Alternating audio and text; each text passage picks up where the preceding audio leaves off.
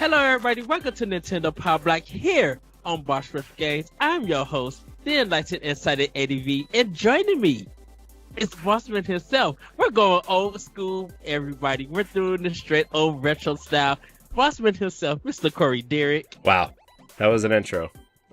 Yes, Ed, old school. 2 recordings in a row. I feel like it's just old school style. Man, I'm excited, Ed. I'm excited. You know why? Because we have guests. Yes, everybody. Joining us after they just did their 1 year spectacular that you guys need to check them out. We have the Nintendo Pals Nintendo Pals from Nintendo Pals podcast. He's the architect of ad work, Mr. Andross. Yes, only I can control the Lilat system. Because you was doing the ad workout on Ring Fit, and I was just like, go, Andross, go. Please tell me that if I shoot your face with lasers, you'll turn into a robot monkey. I actually just turned into a bunch of polygons. Fair. And then barf up a bunch of squares. Wow. Good call. Also, Good call. we have the magical mischief maker himself. Please welcome everybody, Micah. Yep. Oh, you get the... Wow. Hello, guys. Good to be here. Yes, hello, guys. Everybody, we're going to introduce the Nintendo Pals and let you guys talk about your podcast, where you guys are from, how you guys got started. So, everybody, at this time, welcome the Nintendo Pals to the Nintendo Pow Block podcast. Yes. Congratulations on 1 year, guys. It's a big milestone. So, Yeah, thanks so much. Yeah. Every time somebody hits a milestone that comes on one of our shows or whatever, the most interesting stat is that most content creators last 6 weeks. So, great job. 1 year, great milestone, big milestone. Yeah. It's kind of weird to think that it's been a year. You're like, it feels like we are pretty new to the whole podcasting game. But we're becoming an established duo. I'd say. We've even got our running gags. We've got our own like emotes and stuff, man. It makes me sound like I'm brand new. The way I'm describing it. It's all right. Ed and I still sound like we're brand new. We've been podcasting together for 7 years, so it's Yeah, Eddie was telling us. Eddie was just on our show, and he was telling us he'd been podcasting for 7 years. We're like, dang, that is a long time. But it is still kicking, doing great. Yeah, we're looking great. Thanks. I feel.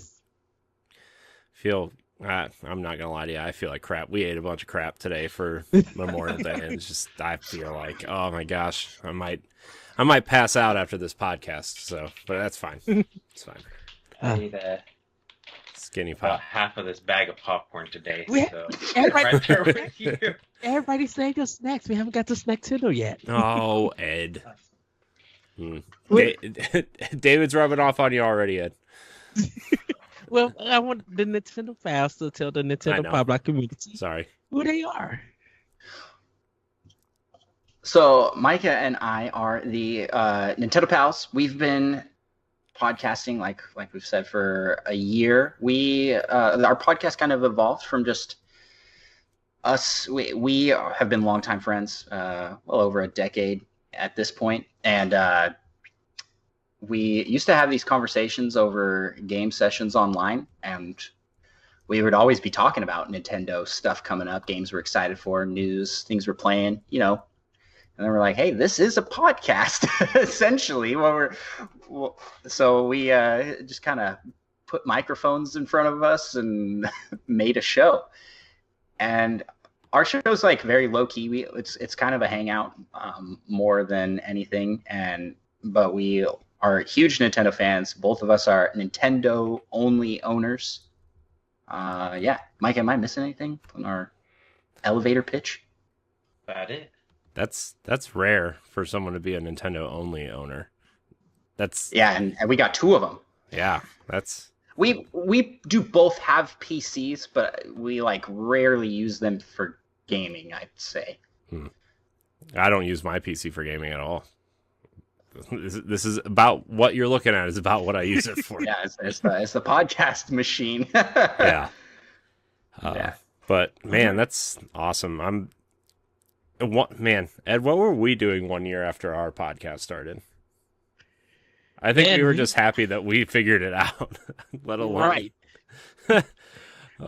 We started messing with Google. We switched to Skype, and oh gosh, guys, any pro tip out there: if you want to start a podcast, do not use Google Hangouts. I don't know how Diggity, our friends at Diggity Podcast, does it, but they use Google Hangouts every week. No, they do Discord now. Oh, do they? Oh, well, yeah. See, even they couldn't figure it out. So, but yeah, man, Hangouts is pretty bad. Yeah, it's pretty rough. Yeah, Ed sounded like a robot for about 6 months, Ed, until we figured out how to do something else. Until we figured out you could record a Skype call. So, yes. But that's amazing. Congratulations, guys, on 1 year. It's Hey, thanks. Yeah, if anybody in the Boss Rush listening group wants to check us out, definitely do. We have a pretty fun community of Nintendo gamers over there, and we're kind. I want to say we I don't want to put weird. That's not right or unique, because that makes us sound like weird. But we latch onto games that you wouldn't expect. Like, we just got done as a community playing through The Longing, and that was like our most actively community played game we've had, and we had a blast with it. Yeah. I mean, you pick games like that. Like, some of our most successful stuff, we do this spin-off show called Talk the Walk. It's all about walking sims.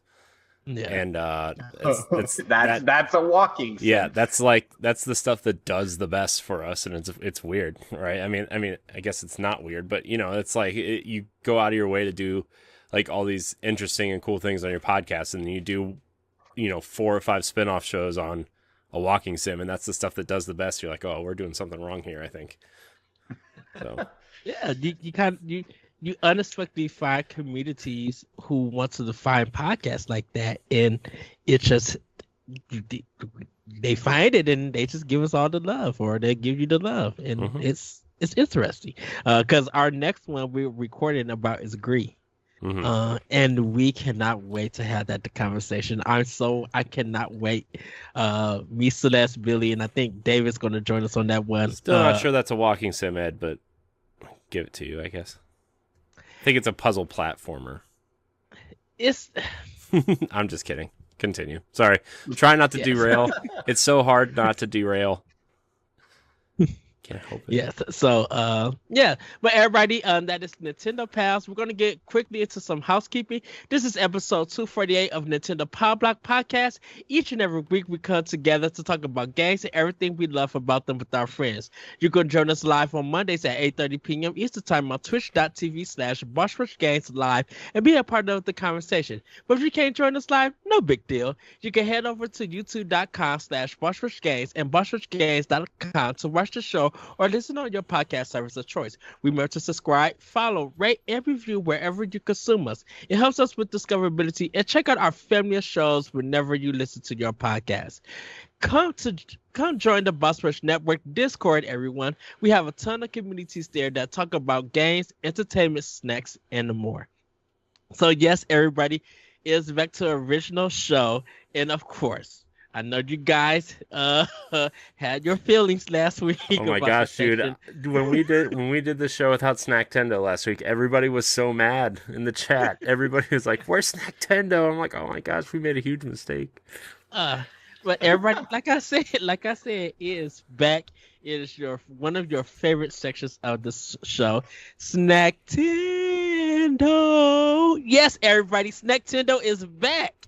So we're going to be definitely talking about some good snacks. I have a lot of reviews for the snacks, so you guys want to stick around and check it out. But Corey, I'm going to start with you. What have you been snacking on since you look like you're ready to pass out? Oh my gosh. So today we had our Memorial Day kind of cookout thing, and it really, I mean, it's never like a big party or anything. It's just my wife and her sister's family just kind of make a bunch of, death meats and like just eat everything we can possibly get our hands on. and I had these smoked and spicy sausages with some spicy brown mustard. They were really good, but I ate 4 of them, and now I feel like I might die. But it's fine. It's okay. Our toilet may or may not have clogged earlier, and it may or may not have been me. Sorry, I know that's too much information for people in the chat. I'm sure, It's too much information for me, and I'm not in the chat, man. I'm saying I know Stephanie's in the chat. I'm sorry. Look, you have kids. You understand how it goes, okay? I'm just a giant child, okay? But man, it was really good. We had some corn on the cob. We had some spicy corn dip for chips. Oh, so good. So good. Man, a lot of spicy food. You're going to be feeling that. I already feel it, man. I have already felt it. That's going to be gross. Yeah, it's going to be fun in the morning when I wake up for work at 4:30. So, yeah. All right, Micah, what have you been snacking on? Well, like I should for about half this thing of popcorn. Skinny pop is bomb big. Man, that's a huge bag. I don't know if I could eat half that bag. Ugh. Probably could if I tried. Yes. Probably could if I just sat down and didn't pay attention, to be honest with you. Did you snack over the weekend? Any weekend snacks or anything? Not too much. One of my favorite, I guess, more unusual snacks when I need something a little more substantial than just some popcorn. I like to get a couple of Eggo waffles, blueberry, but I just eat them frozen. Really? A nice little snack to keep it cool in your It's intense so gaming. weird. I always was like, what? You're not even gonna heat it up. It's doable. Keeps I've it tried cool. it. Mike and I have been Doable. roommates, so I've tried it. Mm. I've eaten it, but like, not for me, man. Frozen waffles are weird. The original friend that showed it to me doesn't even remember doing that in the past. He saw me and then he was like, "Oh, that's kind of weird." I was like, "You showed me this." He's like, "I don't remember that." So maybe it was just a weird dream I had or something. Oh wow. well, Andross, what have you been snacking on? What's been in your snacks though? So we've started a new tradition here where we're gonna be like every Sunday, my wife will bake with my son. Just do some baked good. And last week she did carrot muffins, like a carrot cake muffin with a cream cheese frosting, all homemade. Those were the bomb. Those were super good. And she made a lot of frosting. So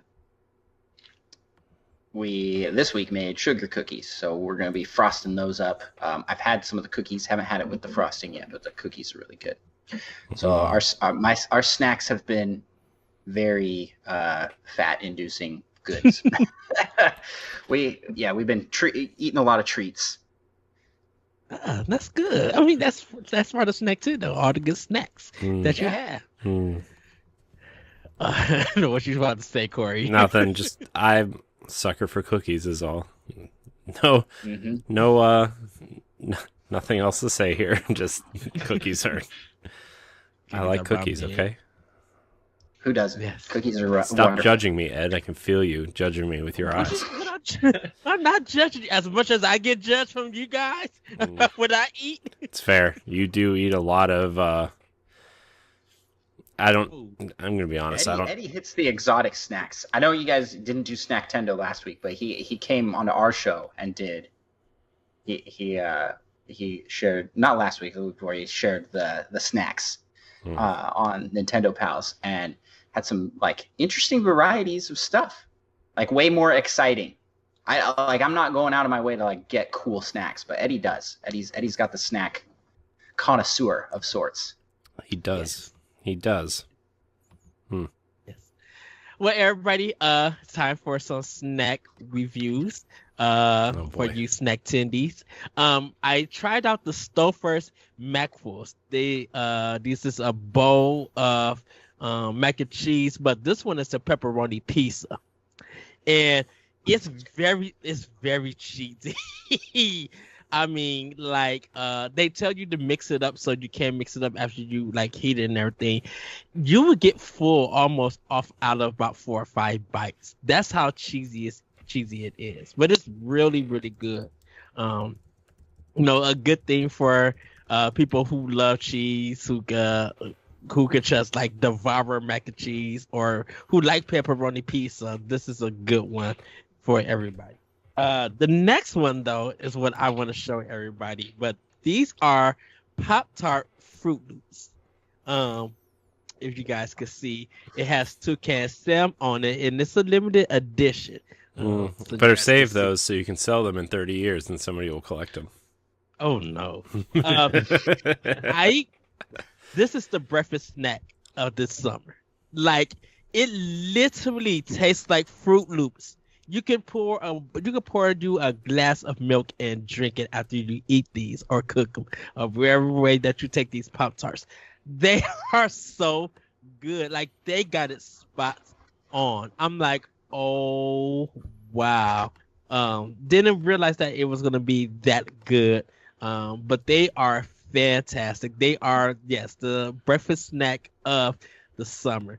I also got some Little Debbie's red, white, and blue cake. Yeah, Memorial Day. Yes, cause they were like $2, and I was just like, you know what? I love Little Debbie's, so I'm going to get some. They're really good. They taste like normal. How they got zebra cakes and they got that chocolate chip cake. They taste mostly like that with like sprinkles and the American design or whatever. So it's not bad at all. Really delicious. I know I talked about the pineapple habanero, the pineapple chips. Yeah, the pineapple habanero. Habanero, yeah. Like Pringles. Yes, those. Pretty good. I am looking for though the key lime pie Kit Kat.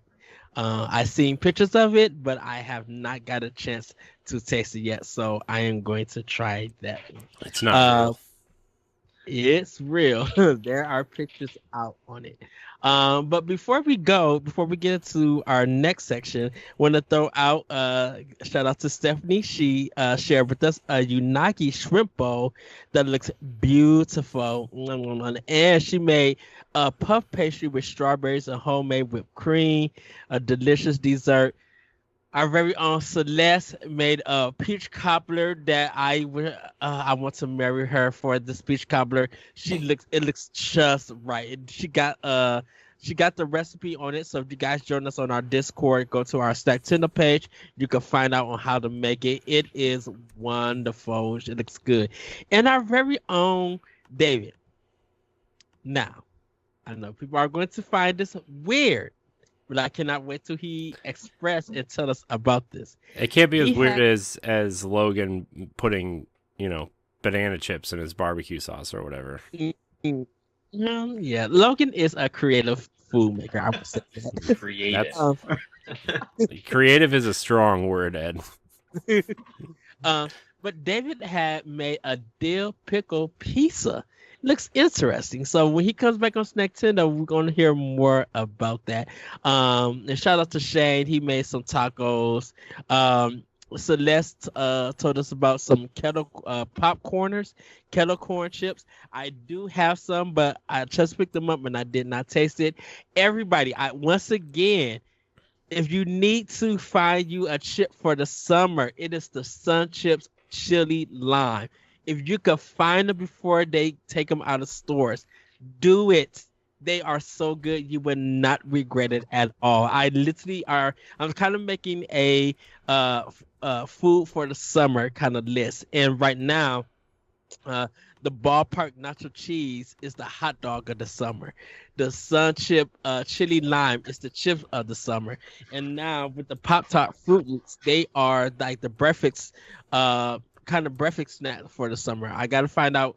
I kind of want to say Honey Nut Cheerios is the cereal of the summer, but Honey Nut Cheerios is just good all around and stuff. So, but I am in search of drink for the summer, like a pop or some kind of like cool drink or something. And normally Mountain Dew come out with these crazy flavors and everything. So I'm looking for that.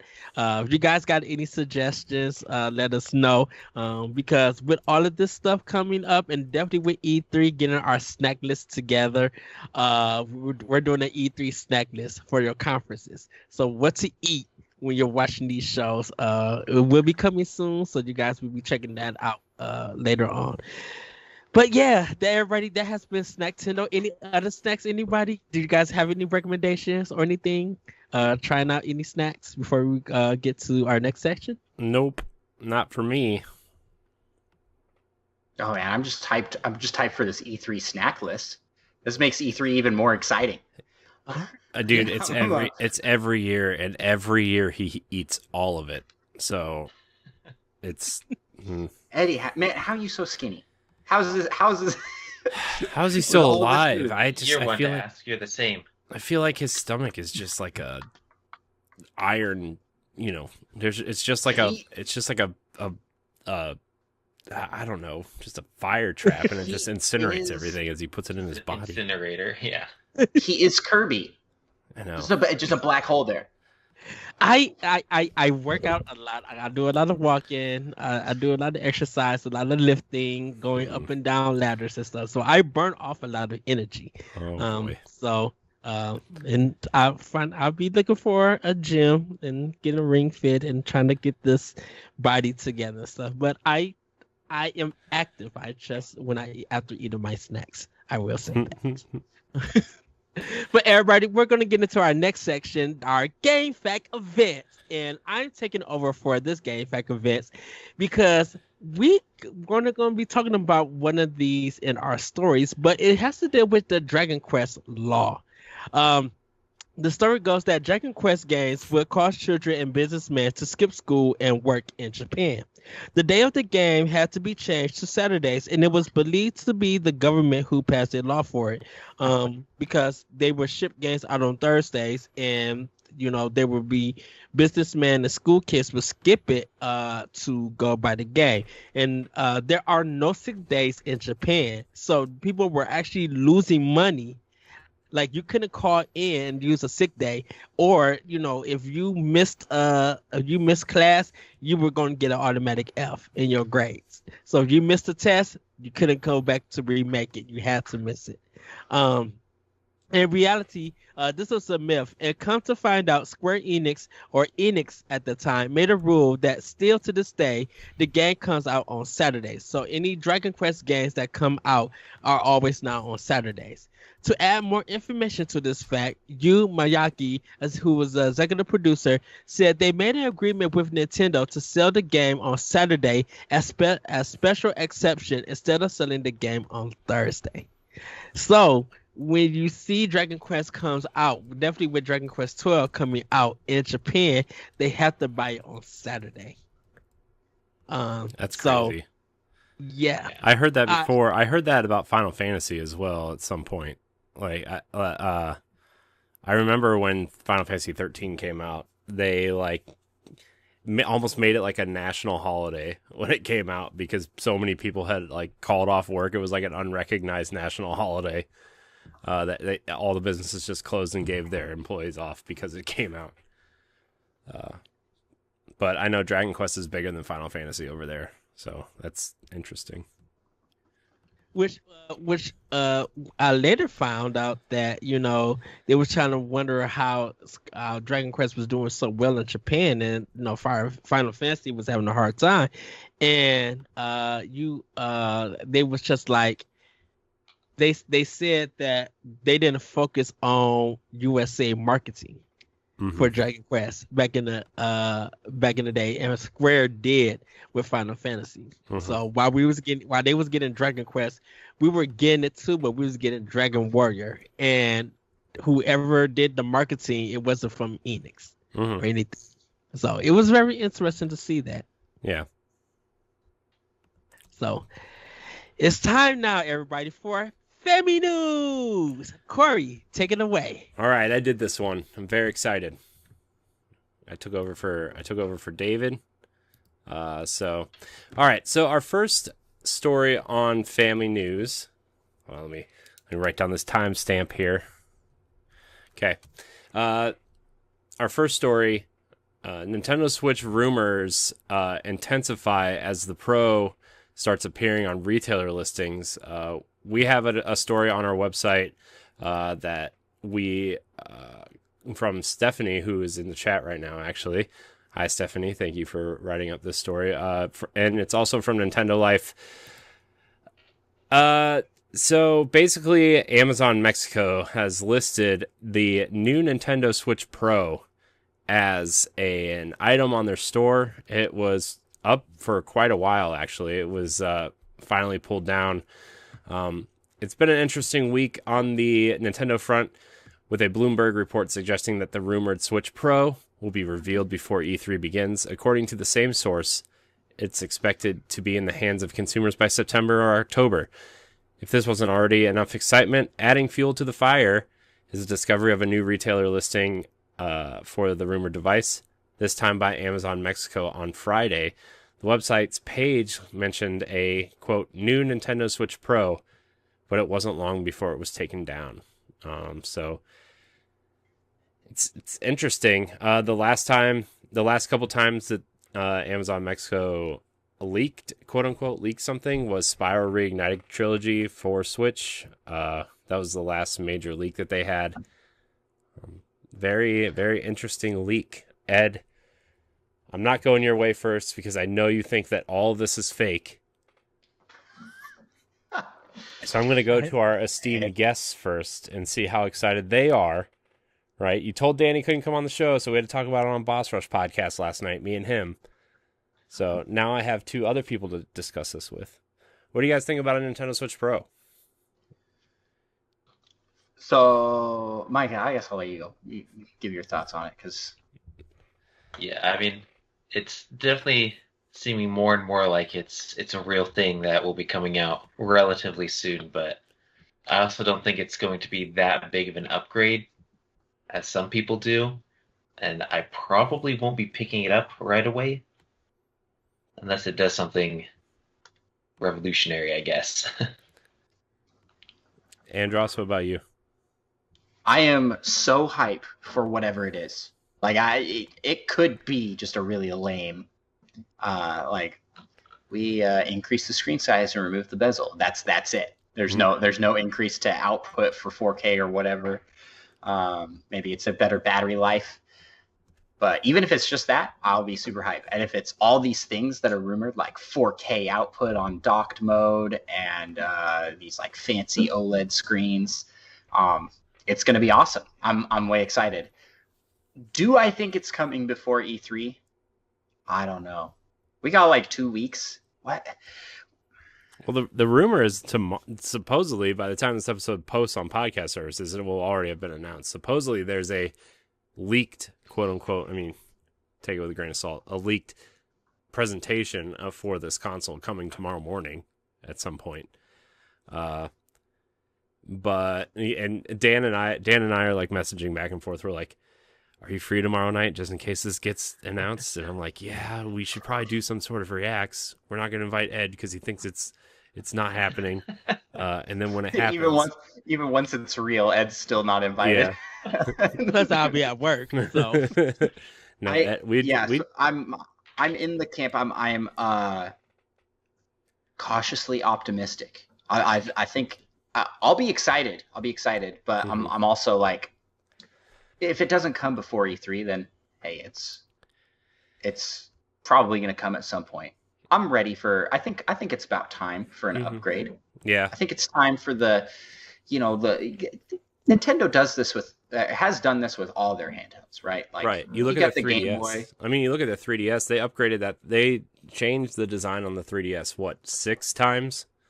Because you have the 3DS, 3DS XL, new 3DS, new 3DS XL, the 2DS, and then the 2DS XL, right? Mm-hmm. Like, and they did that 6 times in 8 years? It's probably time. Plus, my Switch is like randomly it'll just start vibrating like really loudly and really just out of like I was in the eShop looking at the deals and my Switch just started vibrating uncontrollably. I'm like, man, please hurry up and announce the Switch Pro so I can trade this thing and get a new one. Yeah, I'm in the same boat. Mine's the original model, so I'm ready for an upgrade as well. So I'm excited. I think it's real, but I don't know. I'm a little bummed that Bloomberg is being so leaky with it. I just would rather have it and not have this like crazy amount of hype building up beforehand, you know? Right. So that I fear that people are going to have bad expectations, and when it comes out and it's like a 2DS, you know, like that people aren't going to, you know, come on here and be, oh, this is not the Switch Pro, this is the Switch No. I don't know what dumb complaints you'd make. To me, like, if it's just like, even if it's just like a nicer device, even if it's not like the greatest device on the planet, right? Like I need to upgrade my Switch, and I've been waiting for this, like a proper redesign to do it, you know, and you know, even if it's just an OLED screen and the bezel's gone, like you said, like I'm ready for an upgrade, and that's a nicer design. You know, I'm just ready for it. So same. I'm building up the hype. I'm way excited for it, but I also won't be disappointed if it's just not even a new model. Like right. if it's like, oh, we're announcing a new color for the Switch. They're It's going to do blue. jungle green, like the N64, like the translucent. Yeah. That would be awesome. I would actually be super pumped for that. If it was the old model with just like translucent plastic. Translucent's definitely the way to go. Yeah. As long as they don't do the it's blue and it's really purple, then I'm fine. Oh. Ed, oh no, are you in the purple camp? Me? It's like somewhere in between. It's not quite all the way purple because I have the purple Game Boy Color, and it's like it's not that purple, but I also have the Game Boy Advance Indigo one, and it's like more purple than that. So like it's somewhere in the middle. And then Nintendo did the unboxing where they compared it to all their purple systems and like, see, it's not purple. And I'm like, it's just a different color of purple, and it's not like right. that purple. So yeah, it definitely seems like there's at least a little purple in there. Yeah, I want it though, like real bad. I don't know, guys. I think it's actually white and gold. Oh God, wow. No, not that again. Ed, I'm sorry. Ed, what do you if say there was a Switch Pro, would you be excited for an upgrade to the console? Okay, so I believe there is a Switch Pro. The thing about the reveal is I don't think Nintendo's going to do it tomorrow or anytime soon. I think at E3 they will reveal it or something like that because Nintendo want to control their content. You think they're going to announce it at E3 though, so they don't focus on games? Because to me, if they revealed it at E3, that means they don't have any games to show, and they're showing off a new console. To me, if they show the console early, that means they have all of E3 to show off games and third-party partners games, which is basically what this device should be designed for. They're going to do both. They're going to be able to show the console and still show off games, because the thing about it is Microsoft and Sony's been doing it for their conferences. Like at the end of the thing, they've been showing what their new system or something coming up, and that they have all of these games. I think with Nintendo, it's just like and don't forget, Nintendo has Treehouse, so they could be running all of these these games that they're getting ready for off the new Nintendo Switch Pro. You know, so it's not like they just not going to show the system and don't have nothing ready for it. They're going to show probably a lot of that stuff all for Treehouse Live. They've been doing it for years with their past stuff, you know, with the consoles and everything, that they're running these games off of these new systems, and they're going to market the heck out of it and everything. So I don't think I'm not saying that it's not happening. I'm just saying, like you, Micah, I don't think it's happening anytime soon. If it does happen, it's going to happen at E3. Of course, I'm going to go out and buy it. Like, this is Nintendo, and this is me. Like that's a given, you know. So my thing is, I think Nintendo wants to control the content to release it. So if all of these leaks and all these expectations and everybody's saying what it is going to be what it is. If it don't, like I told, if it doesn't come, if they don't announce it on Tuesday, then what? And if they don't announce it for the rest of the week, then what? If Nintendo was going to announce anything, it's going to be on a Wednesday. It's going to be literally sneaky. And don't forget, Nintendo's going to announce it for Japan before we announce it in America. So everybody's going to be dead asleep while Japan knows the news. So unless you're up at 3 a.m. in the morning looking at Twitter and looking at what Nintendo was saying, that's the way that you will find out if they're going to announce it. Nintendo is sneaky about stuff. We didn't even know that Super Mario Party was getting an online function until Nintendo released it at like 7 o'clock in the morning. And it'd be like, wait a minute, Mario Party's getting online after this came out for years, and didn't nobody know anything. Like, that's how Nintendo is. Like, they would sneak something up on you. I just don't think that they're going to do it on a Tuesday. I think they're... See, to me, it's like, remember when Reggie would just pull DSs out of his pocket and be like, well, we redesigned it. This is what it looks like. Here you go. Happy birthday. Yeah. So so I think Nintendo just wants to get it ready, because I'm like, you don't want to show anything off until E3. Trust me. That Walmart Canada, I got told Dana David, who didn't know, that Walmart Canada leak that happened in 2018, how it literally spoiled E3. That's what you don't want for E3. What a great and leak, Nintendo though. doesn't want that. A lot of hype for that leak. Yeah. I'm with Eddie. I don't like when that kind of thing happens. I mean, do you guys remember the Smash Bros. Leak with the promotional art material, and it had like chorus kids and a bunch of characters, and everyone was convinced it was real. Everyone. Micah, you were convinced that was real as well. I was still skeptical, but everybody's like, "Nah, man, that's like, this has to be real," and it wasn't, and it led to like so much like boat rocking and backlash. It's like, this is just not leaking is not a good thing in my opinion. And then the thing about it is, people get mad at the company, and they're the ones not at the leaker. The leaker's the one to blame. Yeah. I wanted to. Eddie, I like your point on E3 because and it being announced at E3, because like, you look back at Nintendo's history with consoles, and E3 is where they talk about consoles. I mean, Corey talked about pulling the DS out of the pocket when they announced like the Wii. That was like going back to pre-direct when it was a press conference, and they'd be like, "This is our new system," and they're talking about it. So they totally could go that route, but at the same time, Nintendo this last year with COVID has been unpredictable and crazy. Like, Shadow Drop, Paper Mario is coming out in a month. See you guys in a month. Yeah. Like, whoa! Wait, where did this come from? Exactly. Nintendo can do that, right? Like, they can just drop a trailer on a random Thursday and be like, "Oh, hey, by the way, here's our new game that's coming, and it'll be out in 2 months. We'll see you in August," right? Like, it's just like, I don't know. Nintendo can do whatever they want. And everybody's going to get excited, especially now because the Switch is so popular.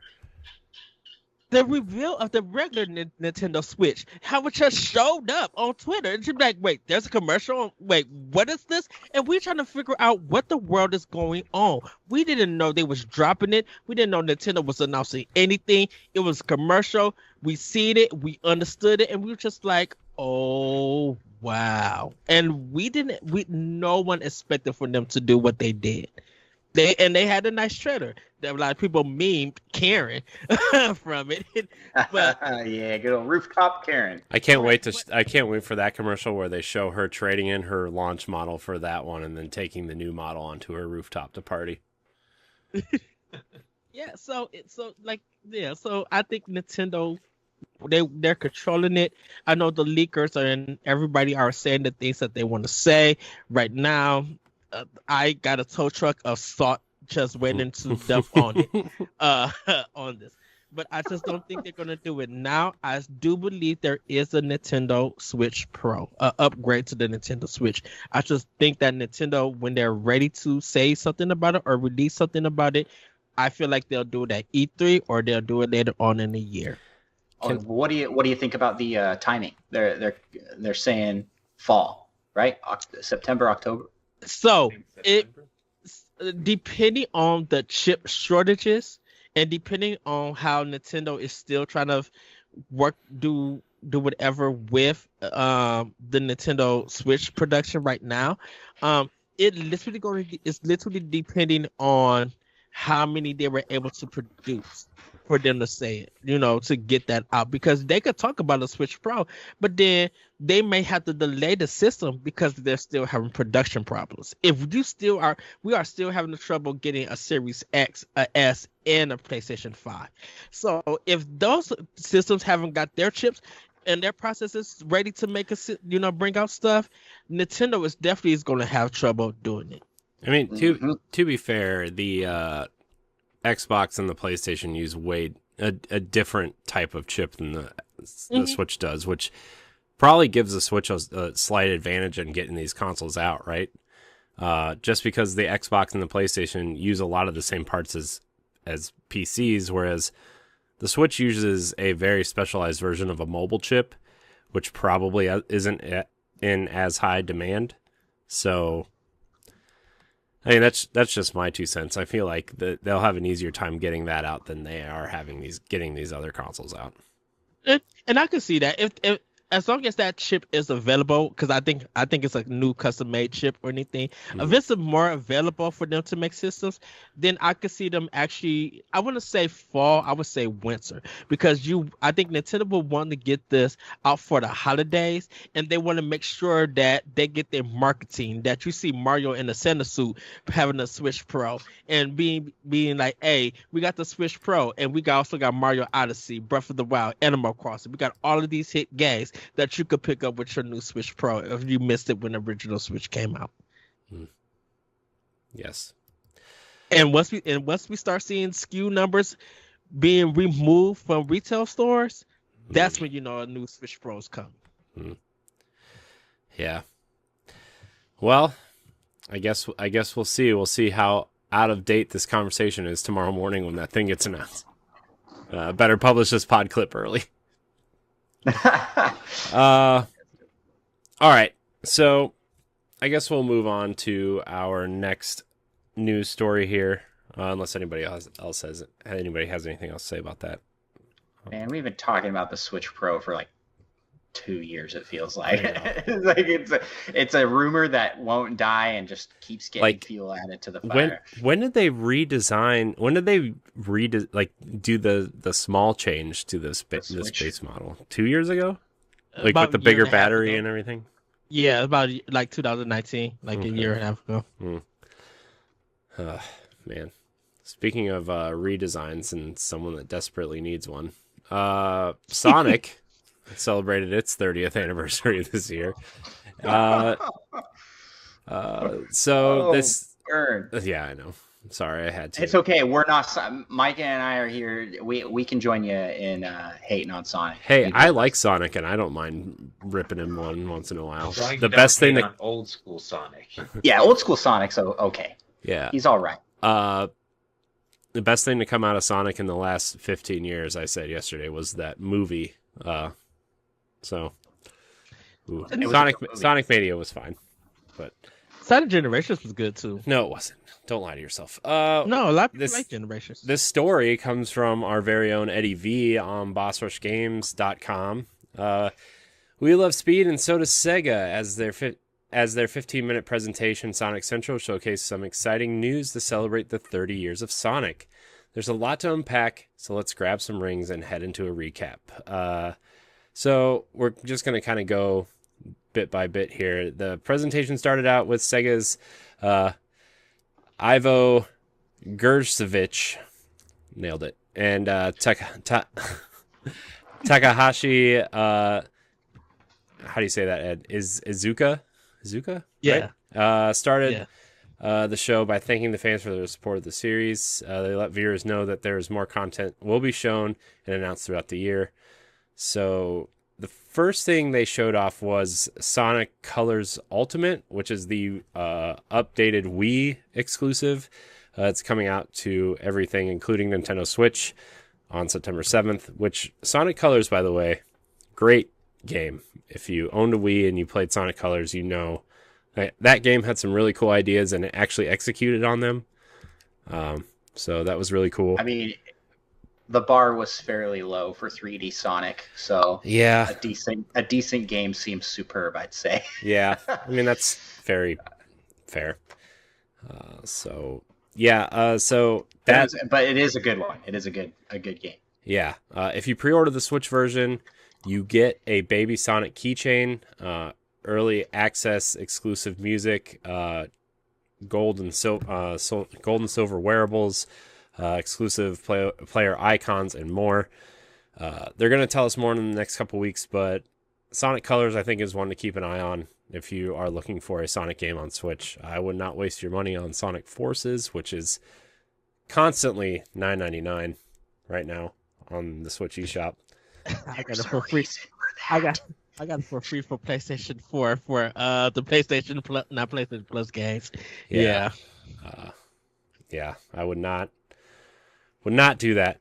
But on top of that, Roger Craig Smith, who voices Sonic, announced a 2-part animation short called Sonic Colors: Rise of the Wisp. The story takes place in the Sonic Colors universe. Sonic and Tails go to Sweet Mountain and meet up with a new character to the series, Jade Ghost Wisp. They must adventure out to save the Wisp from Dr. Eggman. So this is a new series coming. Seems kind of cool.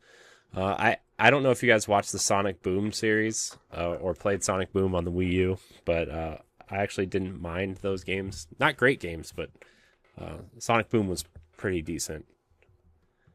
So Sonic's always kind of succeeded in the cartoon realm anyways, too. Let's see here. The most surprising announcement of the show was Sonic Origins. This collection contains Sonic 1 through 3, Sonic and Knuckles, and Sonic CD. It's important to know that Sonic 3, Sonic and Knuckles, and Sonic CD haven't been on the Sega Genesis collections from previous years because of licensing. Fun fact, Sonic 3's music was composed by Michael Jackson, and that music has been with the Jackson estate for a long time. So, pretty interesting stuff. I did not know that. Mm-hmm. That's interesting. That's super interesting. Yeah. That's why with that Origins collection, seeing that Sonic 3 was included, I'm like, mm-hmm. What? That's a big deal. That is a real big deal. Yeah, and even on the Xbox store, all those games are backwards compatible, and Sonic 3 costs more than the others because of the licensing. And they actually replaced all the music in Sonic CD because of the licensing. So, pretty generic guitar riffs in that Xbox version. It's pretty bad. Why did they do that for Sonic CD? It wasn't a agreement in perpetuity, because they didn't make deals like that in the 90s, because okay. Who knew this digital future would take off and your Sega would break and your discs would scratch. I don't know, Ed. I'm not a contract guy. I just know that they didn't make the right contract. So, yikes. Okay. But this is cool. I really like it, especially I really have a soft spot for Sonic 1, especially. I still think Sonic 1 is the best of the original games. I know I'm in the minority. I know a lot of people think it's Sonic 3. I know a lot of people enjoy Sonic Knuckles, but Sonic 1. It's the first game I ever beat to completion in one sitting. Same here. So that is Sonic 2. I always thought that Sonic 2 was the best one out of all of them. Yeah, I don't know. Once you introduce Tails and he's just a moron, like... Excuse me? Tails is the best part of Sonic. I mean, if you have somebody who can control Tails for you, but I didn't have any friends until I was about 25, so, it's... Well, even if you had a friend, Tails couldn't keep up with Sonic, and it was all single screen. I know. That was bad design. Yeah. That was rough. But I mean, it was Probably pretty. limitations of hardware. Yeah, it was pretty True. early co-op multiplayer. So Yeah. kind of pioneers of the idea. Yeah. I just remember that one boss where there's no ground, and every time Tails is carrying you, and every time you jump off and like bounce off the boss, you have to like Yeah. have Oh, yeah, Tails on catch Tails. you again. Mm-hmm. That led to some strange friendships. Yeah. Ooh, boy. Probably broke some friendships too. You think Dark Souls is hard, man. Also, Team Sonic Racing and Sonic Mania are coming to Amazon Luna, while the same games, along with Sonic Forces, are coming to PlayStation Now. They will release on PlayStation Now on June 1st. If you're interested and have those platforms, or you can just, buy them on sale on Switch right now, because there's a big Sega sale. Sonic Mobile also got some new content for Sonic Dash, Sonic Forces, and Sonic Racing. So you'll have that to look forward to. Also, Sonic Prime coming to Netflix in 2022. Had the They didn't have anything to show. No. This is just the guy who would come on and be like, "Hey, this show's gonna be really good." yeah, mate, Right. yeah, yeah, man. I don't know. The last section of the presentation focused on the merchandise coming to stores. Jack Specifics will release a Dr. Eggman from Sonic 2. King Ice will be releasing Sonic jewelry for those hip-hop fans of the series. Man, Ed, I can really tell that you wrote this. Dark Horse will release That's what they said in the presentation. I know, but Those are some pretty bling-in yeah. necklaces. But yeah. Yeah. Dark Horse will release a Sonic Encyclopedia. I see what they did there, man.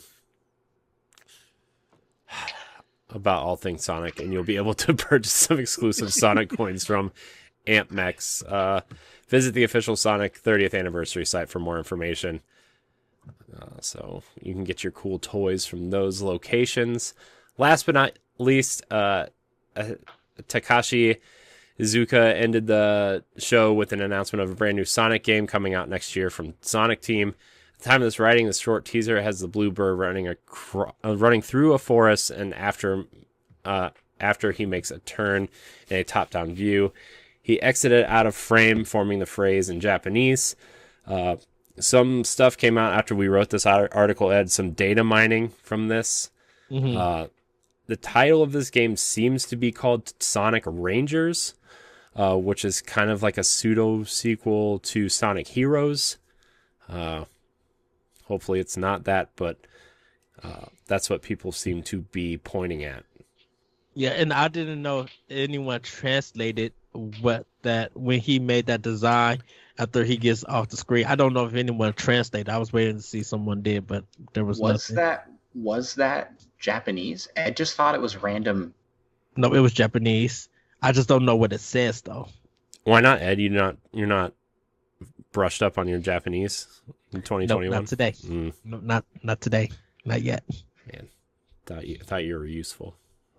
That did so they showed a 2-second clip of Sonic running, so we know he'll run in this new game, and they didn't even show a title. It was potentially one of the worst "one more things" I've ever seen in a presentation. I'm sure people are hyped for a new Sonic 3D game, but man, nobody can do the one more thing like Nintendo does. They've just got it down. They should have just left that off and just talked about it next year, right? That just seems like the right thing to do. Wasn't ready, No, not cooked enough. Yeah. I did go out and get Sonic Mania on Xbox today for some reason, even though I own it on Switch already. I still need to buy it. I don't know Where why. was Sonic Mania 2? Where was it? Yeah, I know. That's the game I'm waiting for. They're gonna have more announcements throughout the year. So more game. They did say more games are coming. They're just not ready to announce it yet. There's also an announcement that you can play Sonic the Fighters inside Lost Judgment this fall. If you're wondering, if you were interested in that, so You also could get the Sonic the playable in the Olympics and not at Sonic in the Olympics, but at just the Olympics. Tokyo It's like- 2020. Riveting. It's like a guy in a Sonic mascot costume. It looks Questionable. content.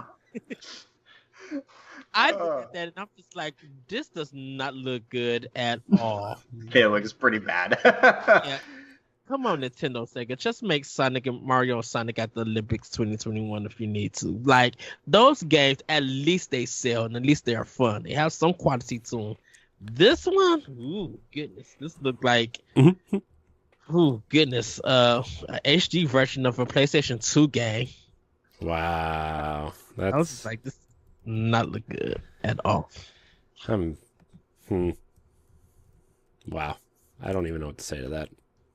Anybody excited for more Sonic? Because I'm not. I watched the presentation. There was nothing in here that really got me excited. Yeah. I am not a Sonic fan. I haven't played any Sonic games other than like the first one for a little bit. Yeah. I was just gonna say okay. the last Sonic game I played was, I think, besides Sonic Mania, I think the last Sonic game I played was Sonic Adventure 2 when it came to GameCube. Oh wow. I know for me, because I own Sonic Generation and Colors. I'm excited for the Sonic Origins games collection because I never got to play the Sega CD one all the way through, and I never got to play Sonic and Knuckles and Sonic 3 all the way through. So I kind of want to go back and play them because I beat Sonic 1 and Sonic 2, and Sonic 2 soundtrack still to me is underneath Streets of Rage 2 is probably one of their best soundtracks for the Sonic franchise. Yeah. You know, I think Sonic Heroes got a nice one and Sonic Adventures got a nice one. But like pure, like straight listen to a banging track, Sonic 2 definitely has the good soundtrack out of the Sonic series. All right, we're gonna move on to something I think is a little bit more interesting to most of us. Dragon Quest 35th anniversary stream happened last week. Also, a lot of cool stuff announced, especially one of the remakes they're making, which we'll get to. But Dragon Quest 12 was kind of the, I guess, big announcement, even though they just showed the title for the game. They said it's going to probably be a little bit darker in tone and themes, which seems like where Square Enix is going with most of their games. If you've been paying attention to Final Fantasy 16 and the expansions to 14, just seems like they're going a little bit darker. They also announced a sort of spin-off / sequel to Dragon Quest 11 called Dragon Quest Treasures, which follows two characters from 11 on a journey. Seems a little bit more Switch focused based on the art style. Dragon Quest Mobile is getting a few things, which is cool, I guess. Dragon Quest X online and offline versions are coming, but no release outside of Japan just yet. And then last but not least, the one that I'm most excited for is the Dragon Quest III remake in the Octopath Traveler HD 2D engine. So Yeah, man. Yeah, I was watching the video of it. It looks gorgeous and everything. it's so And good. I was kind of puzzled first because I was just like, I thought they remade it. But didn't expect that they was remaking. Like, I think this is the third remake for it or the second remake. I mean of it? they did one on DS, right? 3DS, I believe. Yeah. 3DS. It was one of them. They did that, and then I know they did a mobile version, but this actually looks like they're putting a lot more effort into it.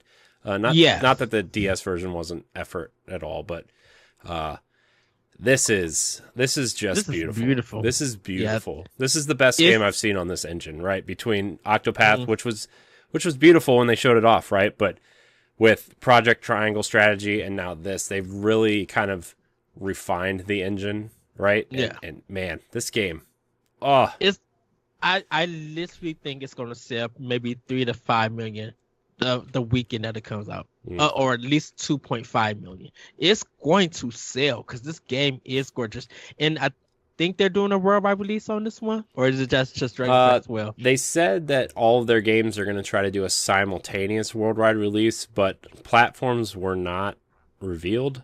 Although Dragon Quest, Dragon Quest seems to be associated with Nintendo a lot, right? Like, yeah, Dragon Quest 11 came out to PlayStation first, but the Switch got the special edition with the extra missions and characters and stuff. So they took a lot of time. Plus, they got that really cool 2D version, right, of the game. So that was cool. Which was the 3DS version in Japan. Yeah. Remember that weird package when they packaged the PlayStation 4 and the 3DS versions together? Yeah. In one package? It was like, man, that's a weird combination. But yeah, and I think that's why it goes back to my Game Fact events that it's coming out on a Saturday in Japan, so that it'll be dropping on a Friday here. So it still works in a sense. Yeah, I can't wait for pre-orders to go live for this because I feel like there's gonna be a collect version of it, and I think Switch has the mobile version of Dragon Quest 3 because I have it, but I haven't started. Yeah, well, they released the NES versions of all those games, right? Like 1, 2, and 3 on Switch. I think so. Yeah, I have to check Nintendo online. Yeah. But yeah, this one I was blown away. I'm like, oh yeah, this is going to sell bunker numbers. And I hope there is a collection version. And I know, and I just know Nintendo and Square Enix, they're going to have a Joy-Con collection of this. Oh gosh, just like a blue one with a slime stamped on it, right? Like it's not even going to be. They could just do that, and people would go nuts. Yeah, I mean, they might even you look at the Pro controller for it. I mean, you look at the not that this has anything to do with Dragon Quest, but you look at the Fortnite Joy-Cons, right? It's a blue Joy-Con. It's a blue and a yellow Joy-Con, and the blue one has an F slapped on it, and people went nuts for it. And I'm like, oh, my head hurts just thinking about that. Oh, not that I have anything against Fortnite. It's a fun game. I played a lot of it, but like, it's a Joy-Con with an F on it, dude. I can print a sticker off it of an F and just hand it to you. You can just slap it on there. I think that's why I give Capcom so much props when they do their custom make stuff, because their custom design controllers and systems always look so good. Dude, that Monster Hunter controller, I don't even like Monster Hunter. I'm like, man, that controller is slick. I would love to have that. Yeah, I'm in the same boat. That's like my favorite recent Nintendo hotness. controller, and I haven't really even played Monster Hunter. Yeah. Oh, it's so cool. I have the Xenoblade one. That was like the only love it. collector's edition one I got, and then I was gonna get another one of those, and then it's like $120 on Amazon. I'm like, nah, pass. I want to get that new Zelda Joy-Con. I know, I do too. Skyward Sword. I didn't get a pre-order because they were gone in like 3 seconds. Right. Shoot, why do I have a feeling that E3 they're gonna have a pro controller of Skyward Sword, and it's gonna be like gold with I'd be all for that, man. That'd be awesome. Yeah, I would rather have a pro controller than the Joy-Cons, to be honest with you. I agree on that front. And it's like there's not a whole lot of good custom well all the ones that they've done are like really good for the pro. But it's a lot more to work with. But they're all for series that I don't like particularly care about. Yeah. Where's the Mario? Where's the Zelda? Where's the Pokemon Pro controller? I know. We were just talking about that yesterday on Boss Rush. Where like Nintendo has been kind of efficient in their production of these consoles and the Joy-Cons and stuff. Where like the Pro controller has 4 special edition versions, right? And that's it over 5 years. You think about N64 and how many colors and different variations controllers there were. You think about the GameCube, how many colors there were. You think about the Wii remotes, how many versions and colors and character themed ones of those there were. It's like, come on, man, where are my cool Pro controllers? I would probably have 12 Pro controllers at this point if you gave me a Zelda one, a Mario one, a Metroid one, a Star Fox one. Like, where are these things? Give me that Lego one like y'all did for the Wii. That Lego Wii controller. Like, I would take a Pro controller with that. That would be cool. I gotta ask Corey what your what you'd pick to get a 2D HD remake next. Oh, Because God. Dragon Quest 3 looks awesome. I think this is going to be like Eddie was saying, it's going to sell well because Octopath and it's not out yet. Project Triangle Strategy. Those games got pretty big following, pretty heavy fan base. And there's probably a big crossover between that and Dragon Quest fans. But there's going to be people coming to Dragon Quest for the first time because they liked Octopath, and they're going to come here and try that out. So what classic game would you love to see get that look? Man, I mean, I have an idea of what I want to see, but the cop out is like anything from the 16-bit era or 32-bit era would be awesome in that engine. Like, imagine A Link to the Past in that engine, right? Like, oh man, that'd be awesome, or something. Imagine Final Fantasy 4 or 6 in that engine. Imagine. I could see 6. Yeah, like that'd be so cool. I would totally be all for that. So I would like to see some of those old Final Fantasies remade in that, or even like Final Fantasy 1. Like nobody really has played 1 outside of, it's not a very widely released game, right? I mean, the last real release of that game was, besides PS1 Classic on PS3, was the PS1 version, right? In the Origins collection. So I would just, they have so many great 16 and 32-bit RPGs that, could use an overhaul, or, just in terms of, what do you call it? It's remake. Yeah, but, oh my gosh, why can't I think of the word? They need re-released for quality of life reasons, and just preservation is the word I was looking for. Thank you. Thank you, man. Wow. But yeah, I would like to see any Square, even like Super Mario RPG. I think would be cool too. Oh yeah, that'd be really. Mike and I said Chrono Trigger. Yeah, I could see that too. That'd be really cool. I'll probably go with Rad Racer. Oh man, you suck. Out of all the cool games, you picked like the worst racing game on NES. God. But think about, a lot of people who don't know about Rad Racer, and I know enough about Rad Racer to know that nobody needs to know anything else about Rad Racer. Maybe there's a reason nobody knows about Rad Racer. But I'm saying that, like, with the history of Square, they have so many games outside of role-playing games that it would be interesting to see that graphic style applied to some of their games that's outside role-playing games. Because, like you guys said, Chrono Trigger, Dragon Quest, Final Fantasy. It could have been Secret of Mana, Musashi, samurai game Musashi thing that was on PlayStation. Like, you could do a lot of their role-playing games that they're known for, but try to go out for some outside games from Square Enix and see if that will work. And I think Rad Racer would really look cool. Give it that style, and to give it that attention. And I think it would do great on Switch. A little fun kind of game to play. Yeah. Basically, any turn-based RPG would be great in that. Even if it's a bad one, and just automatically make it great.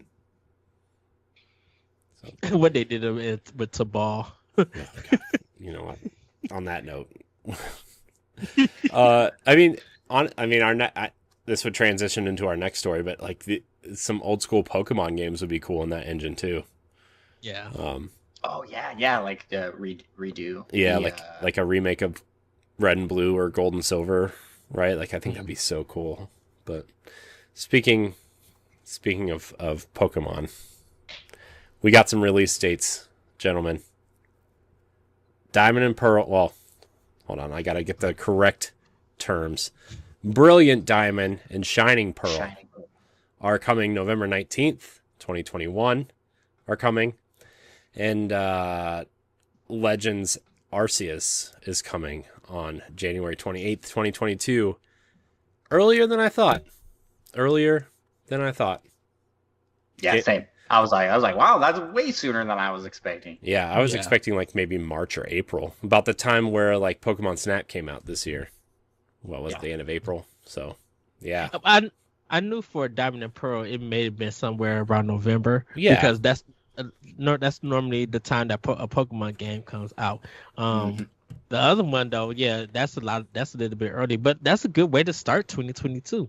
For Nintendo fans and Pokemon fans, let that be your high priority game. To get that's guaranteed sales right there for Nintendo for next year. Yeah. I mean, I know a lot of people are excited for Diamond and Pearl. That seems like one of those. Whoa, echo. My bad. It seems like one of those generations that's really a jumping on point for a lot of people. Are you, Andross, I know you got excited when I said we got release dates for those. Are you excited for those? Like, what is it about that gen that excites you? I loved Gen 4. Gosh, I don't know. Maybe it was just like when it came out, where like, my age group, I was like, gosh, I don't know. I don't know how old I was when that one came out. Oh God, please don't tell me because you're gonna make me feel old. Yeah, I'd already been a fan of Pokemon games, but I was probably at like peak gaming age, and so it was one that I really enjoyed. The story, I really enjoyed the music. Everything kind of Gen 4 feels almost like peak Pokemon for me. And beyond that, like what came out after that, we had Black and White, which I thought was all right, but nothing ever quite hit the same for me. But besides, nothing quite hit the same as Gen 4 for me. Yeah. I really loved Heart Gold, Soul Silver, which was also that game, that generation's remake. Like that's probably my favorite Pokemon game. But that one I'd say might be lacking a bit in the story area, where Pokemon Diamond and Pearl had a really engaging story where you're trying to figure out like the lore of this world, and the boss organization had a really put together plan that you're infiltrating. It wasn't so tropey of bad guys like Team Rocket, where Team Rocket's classic, but they're just like, they're just the mob. They're just there to be bad. They're just mean guys. But Team Galactic had like this plan with kind of this like crazy leader that wanted to basically restart existence by capturing time and space Pokemon, like time and space itself. And yeah, I don't know, maybe I'm remembering the Platinum version because it definitely did a lot more with that, and they had better balancing overall. I'm hoping that's what these ones are, the Platinum version. Yeah, remade.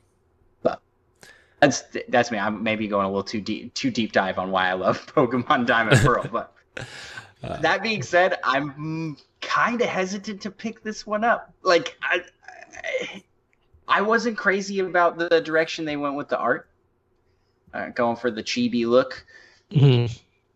And to me, it's not going to be a new enough experience for me to warrant playing it again. But I don't know. I'm definitely pumped for Legends Arceus. I'm definitely pumped for that. It's going to be that's going to be a new experience in the series. So run at 60 frames a second on your Nintendo Switch Pro being announced tomorrow morning. Yeah, I think Micah's in the same boat as me in that regard. Yeah, although I think peak Pokemon was Crystal. My peak Pokemon was definitely blue, red and blue. So yeah, but you can't even run. You guys are talking about walking simulators. Original Pokemon is painful to go back to, my friend. Oh my gosh, it's so slow. I could go back to it. Ed, you sit here and play old games on a regular basis. Okay, that's why you're at that retro code. Okay, you're playing the original Metroid right now. Okay, I'm definitely hyped for Diamond and Pearl. I know definitely for me, because I bought Diamond. That's my birth gem for April, and I remember that game selling out, and the restocks for them were hard to find. All you seen was Pearl in stores. If you seen Diamond, you had to snatch it up. There's always the one that, like, everybody got Sword. Mm-hmm. No one got Shield. Right. Shield got the Shield was all over the show. It barely makes sense that they release 2 versions anymore. You know what I mean? Like, okay, yeah, I guess I kind of got it back then, where you're like, oh, well, my friend got red and I got blue, and there's different Pokemon in here, and there's, minor story elements where you can just link up and you trade Pokemon, right? But now it's just like, okay, guys, you could have just been Brilliant Diamond and Shining Pearl as one package, right? And just, I don't know. Call it a day. Yeah. Well, I'm definitely getting a 2-pack because I brought Sword and Shield as the 2-pack, and there's some goodies in it with it. And I want to play Pearl. I never got a chance to play Pearl. I never got to trade with anyone. Spoilers, so it's about the same game. It is, and it's about the same price. But I like having that collection, and because I know that if the collection sells out, they're not going to have it anymore. So I'd rather just get both games, and whether I play one and not the other, I have that collection. It's me once again, Nintendo. I know. Micah, what about you? Are you excited for any of this? I mean, I know Arceus is there. I'm cautiously optimistic about Arceus. I do like the direction it's taking it, but I'll have to wait and see how they execute. Yeah. I'm excited, but not so much for the remakes. I played Pokemon Platinum and feel like that was good enough. I don't know if I'm excited for these remakes. I never played the original, so like I don't really have any affinity for this generation, right? But when they Breath of the Wild anything, I'm on board, and it seems like they're Breath of the Wilding this Pokemon, and I'm on board. So plus the cover art has Pikachu and a Cyndaquil on it, so I'm you know what? You a Cyndaquil fan? He's my favorite, guys. He's my favorite starter. Yeah, Cyndaquil's cool. My favorite starter has always been Charmander. It was my first starter. Yeah. I mean, everybody has their first starter that they just, it's their starter, right? It's their first Pokemon. You just latch onto it. But Cyndaquil is a cool starter, and I'm all about it. So I love all my grass type starters. That's all I can say. You're the worst. I love all starters equally. Ish. All right. Well, good Pokemon discussion. I'm excited for January. I'm like, to me, like, Pokemon is something that I feel like I want to be into so much, and then you just keep adding and adding and adding and adding, and it's just like, where do you stop? Like, you know what I mean? Like, I actually liked when Sword and Shield said, hey, we're not adding all of the Pokemon. We're just going to have a select amount, right? And I was like, oh, thank God, they're not adding like 1,000 Pokemon to this thing. I know I'm in the minority of that, but it's just me, guys. I'm sorry. I don't know. I just feel like the series is a bit stale. So that's probably why I'm looking forward to Pokemon Legends. Yeah. Taking it in a completely new direction. Hopefully Game Freak is not biting off more than they can chew. It kind of looked like that from the trailers. Yeah. But I mean, they might have been showing it. Here we go. Maybe it was supposed to be for Switch Pro, and maybe, and that's what we're waiting for, and it'll be running buttery smooth on that. I mean, that's what I'm thinking is like, okay, well, this is coming out. It didn't look like it was running well. Maybe it was running on like a base system, and I know like it might have been in like alpha or pre-beta. It's not like ready to go, right? They're just showing us footage to get us excited.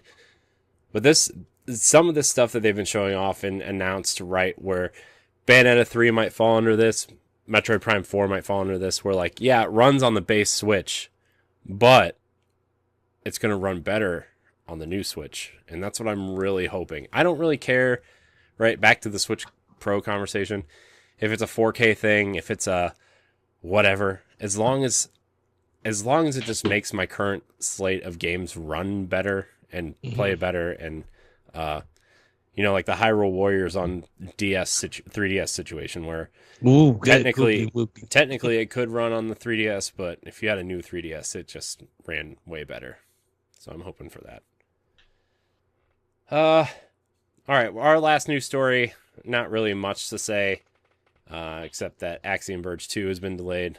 I like Axiom Verge a lot, and this was kind of disappointing to hear, especially because it was supposed to come out at the end of last year, right? And, it's, I mean, I'd rather, him take his time to make this game and make it the best it can possibly be, but also it's disappointing when game you're kind of looking forward to is delayed. So 100%, yeah. Anybody else excited for Axiom Verge, or am I the only one? I'm super. Okay. I think it's the first one was super popular. So I have not tried it out, but I was looking forward to a sequel coming for it, trying that out. Mm. Yeah, I'm excited for it. I'm not mad about the delay or anything. Because I'm like, I know it's going to be a great game, and like you said, I'd rather him take his time to make it and stuff. Because I think he has a team working it with him on this game. Yeah, it's a bigger team. The first one was made mostly by himself, with some, he outsourced the music and some sound stuff. But this one, he actually has a small team of, I think he said 8 or 10 people working on it with him. So yeah. So I think it's going to be a great game. I believe him and the team that they need this time to probably work out the kinks to like get more stuff added on. So I could wait for it. I mean, plus there's a lot of games dropping, and I'd rather this be like a fall winter game for indies to like lead for that season. Yeah, Q3 is what it's slated for. That makes sense, actually. Yeah, because it's like we got a ton of indies coming right now and in the next few months. So maybe it'll have a better chance, have its own spotlight in the fall. Like if you drop it in like July or August, I guess would be probably a good time for this. So, anybody else want to talk about Axiom Verge, or we want to kick it back over to Ed for what docked mode? I guess is what's next. Yes. Still trying to wiggle my way into this new format. Format. I'm trying to figure out the format because there's no format ever. All right, Ed, back to you. All right, everybody. It's time to get into our doc mode. It's Memorial Day that we're recording this episode, and what better way is remembering our times with various Nintendo consoles, handhelds, shows, games, devs, food, and more. So with our past, we are going to discuss how Nintendo gave us a lot of memorable moments in games and still does today. So we're just going to actually just talk about some of our moments of Nintendo and everything that they have done. I remember as a kid with playing Super Mario Brothers as my first Nintendo game, and seeing my mom play it, but also realizing that she bought Mario Brothers for the Atari 2700, and I played that game also. And I just remember bonding with my mom and having her getting me into Nintendo because of Super Mario Brothers as a kid. Yeah. So I'm just gonna leave it right there. I got more to talk about, but to you, Nintendo Pass, Micah, what are your memories with Nintendo? Or did you ever get started with gaming with Nintendo? Anything? I actually got started with the Sega Genesis. Fellow Sega kid. And the Game Boy Color. But some of my first Nintendo memories are the Super Mario Bros. Deluxe. We got a couple of those, had a couple Game Boys, and playing that with my siblings. It was a blast. Nice. My first console was the GameCube, but I had some friends that had Nintendo 64, so I played a lot of Smash Bros. With them. Nice. Good choice. What about you? Go ahead, Mike. I still believe that the GameCube has some of the best games. Metroid Prime, Luigi's Mansion, Mario Sunshine. Got a lot of nostalgia for those. GameCube was a great system. Yes. I gotta. Andrew until recently had not played like any of those. My opinion on Mario Sunshine is not high. I'll say that much. The struggle. I gotta Oh, make one comment on the GameCube and the Wii U. I think Nintendo's two best consoles are their lowest selling consoles. So Wii U's a great console. it is a great So is console. GameCube. Yes. So is Game- Also, Yeah, we don't talk about the Virtual Boy here though. So I've never played it, so You don't I need know. to. I want to try it. I want to try it just because I want the VR Nintendo experience. I had one And for a while. Not the Labo. Not the Labo. But I had one for a while. It's the only Nintendo console I've ever gotten rid of. And what did I get rid of? What did I get rid of it for? I think I got rid of it so I could buy Nintendo 64 games, to be honest with you. And I regret it because I've been looking for like resellers to sell it, and it's just like expensive as crap now. It's the only Nintendo console I don't own. Makes me sad. ugh. So, Andros, what is your memories with Nintendo, or how did you get started with Nintendo? I should say. So like you, Eddie, my parents were into gaming. My dad had the Atari, but when they were first married, I'm the oldest in my family, so I was the first kid. When they were first married, they had an NES, and they upgraded to the SNES, and that's the earliest memories I have are playing the SNES with Super Mario World on Yes. Nintendo. And man, what a great game! I have so many. All of those games, I just like know like the back of my hand. At least the ones that I could play at that age, because some of those games were just stupid hard. Like we had the Lion King on Ooh. the SNES. So That one's super difficult. But I loved Super Mario. We had Mario Kart. We didn't have a lot of these like classic gem SNES games, like A Link to the Past. They didn't have that. I didn't have Super Metroid. But I had the Marios, and we had the Game Boys with Pokemon and the Mario on that. The first Zelda game I played, and this is the one I want to talk about, is Ocarina of Time on the N64. And holy cow, that like broke my mind. Like just an amazing game, an amazing game. We got our N64 when the GameCube came out. Okay, so I was a console generation behind for for a while. It's some would argue the best time to buy a console is because all those games are cheap. You have a whole library of games to choose from. We bought our N64 for $12. Nice. Wow. From it was either GameStop or Game Crazy, one of those game businesses at the time. We got it for $12, and all the games were like $5, $10, because GameCube just killed the sales of it, which is crazy now. You go and look for these games now. I have stickers for Pokemon Stadium I bought for $1. $1. Anyways, Ocarina of Time was so mind-boggling to me as a kid. I loved that game. I played hours and hours and hours and hours of it, and I was stuck all the time. I got stuck so much. And this is like pre-internet, guys. Like pre... And I'm a console generation behind, so it's not like I had other people playing this game at the same time as me to go, hey, friend, what do you do to get into the Jabu Jabu's mouth? Like, how do you get him to open his mouth? I was stuck there for 6 years. It wasn't until like later, and I went back and was able to beat it thanks to the internet, the dawn of the internet coming out, and I could look up what are you supposed to do here, because it doesn't hold your hand. None of these old school games hold your hand on like what to do next. This isn't Skyward Sword. I didn't have Fi jumping out of the sword saying, hey, go get the fish from the lake and drop it here. No, there was none of that. I had to figure it out, and I couldn't. that sounds like my Ocarina of Time story, where like I was in the Shadow Temple, and like I didn't realize I had to go back in time to beat part of it as Kid Link, and I was stuck on it for like a year to the point where like I just kind of gave up, and I ended up beating Majora's Mask before Ocarina of Time.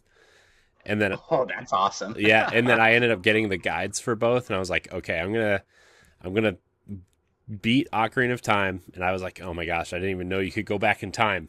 I had no idea, no clue. So just those classic games. I mean, so many good memories, so much bonding with family members, like my siblings and my parents, and then Micah and I, like, our friendship was built on Smash Bros. I'd say, like we played so much Smash Bros. Brawl. We played so much Brawl, and yeah, it's good times. Yeah, me and Corey, we bond over Teenage Mutant Ninja Turtles, Turtles in Time for SNES. Like, we talk about that so much, it gets ridiculous on just our memories about that game. Are you guys just so hyped for Shredder's Revenge? Yeah. I'm yeah. So hyped. I'm so excited. I'm like, we're finally getting a good Turtles game after like 30 years. I'm like, oh my gosh, thank you. The trailer came out and not hit Corey up with the quickness. Be like, dude, you gotta watch this trailer. I know. I stopped everything I was doing at work and I watched the trailer probably 4 times. I'm like, oh my gosh, this is amazing. This is gonna be the greatest game of all time. And it looks like it's gonna be just like the arcade. Well, so we got a local arcade here, and I've tried the arcade version of Turtles in Time for the first time, and wow. Mm-mm. No, you don't like it. It's good. I like it. I like Turtles in Time on the SNES. It's different. But you can play with like 4 players. There's like full voice acting for the guys, and the music's all different. It was very weird, kind of surreal experience to play the arcade game this many years later. Because I know Turtles in Time, like I've beat that game like 4 or 5 times on the SNES. Love That's it. Love that. Scrub. Yeah. It's sweet. Yeah, I'm done. Do you guys know about the comic mode? Yeah. You can turn the turtles to the comic.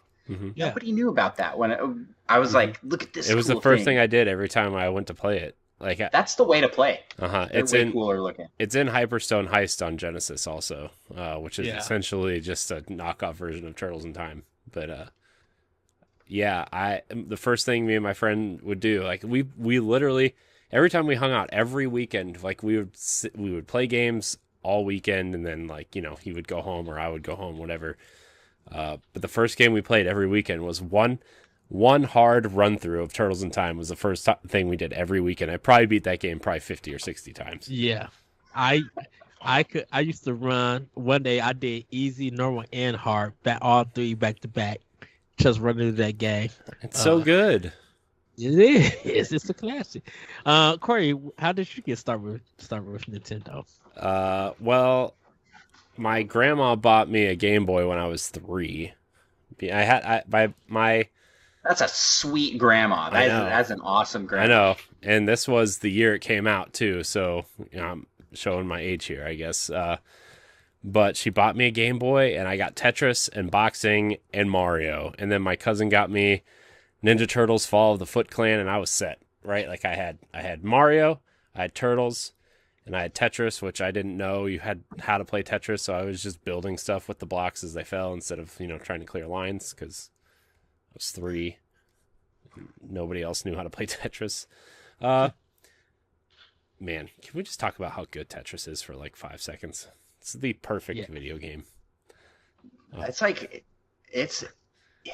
like I remember having conversations with my mom about Tetris, because she's like I had to stop because I was suffering. I had like addiction symptoms from Tetris. She's like, I would dream at night of like Tetris matches.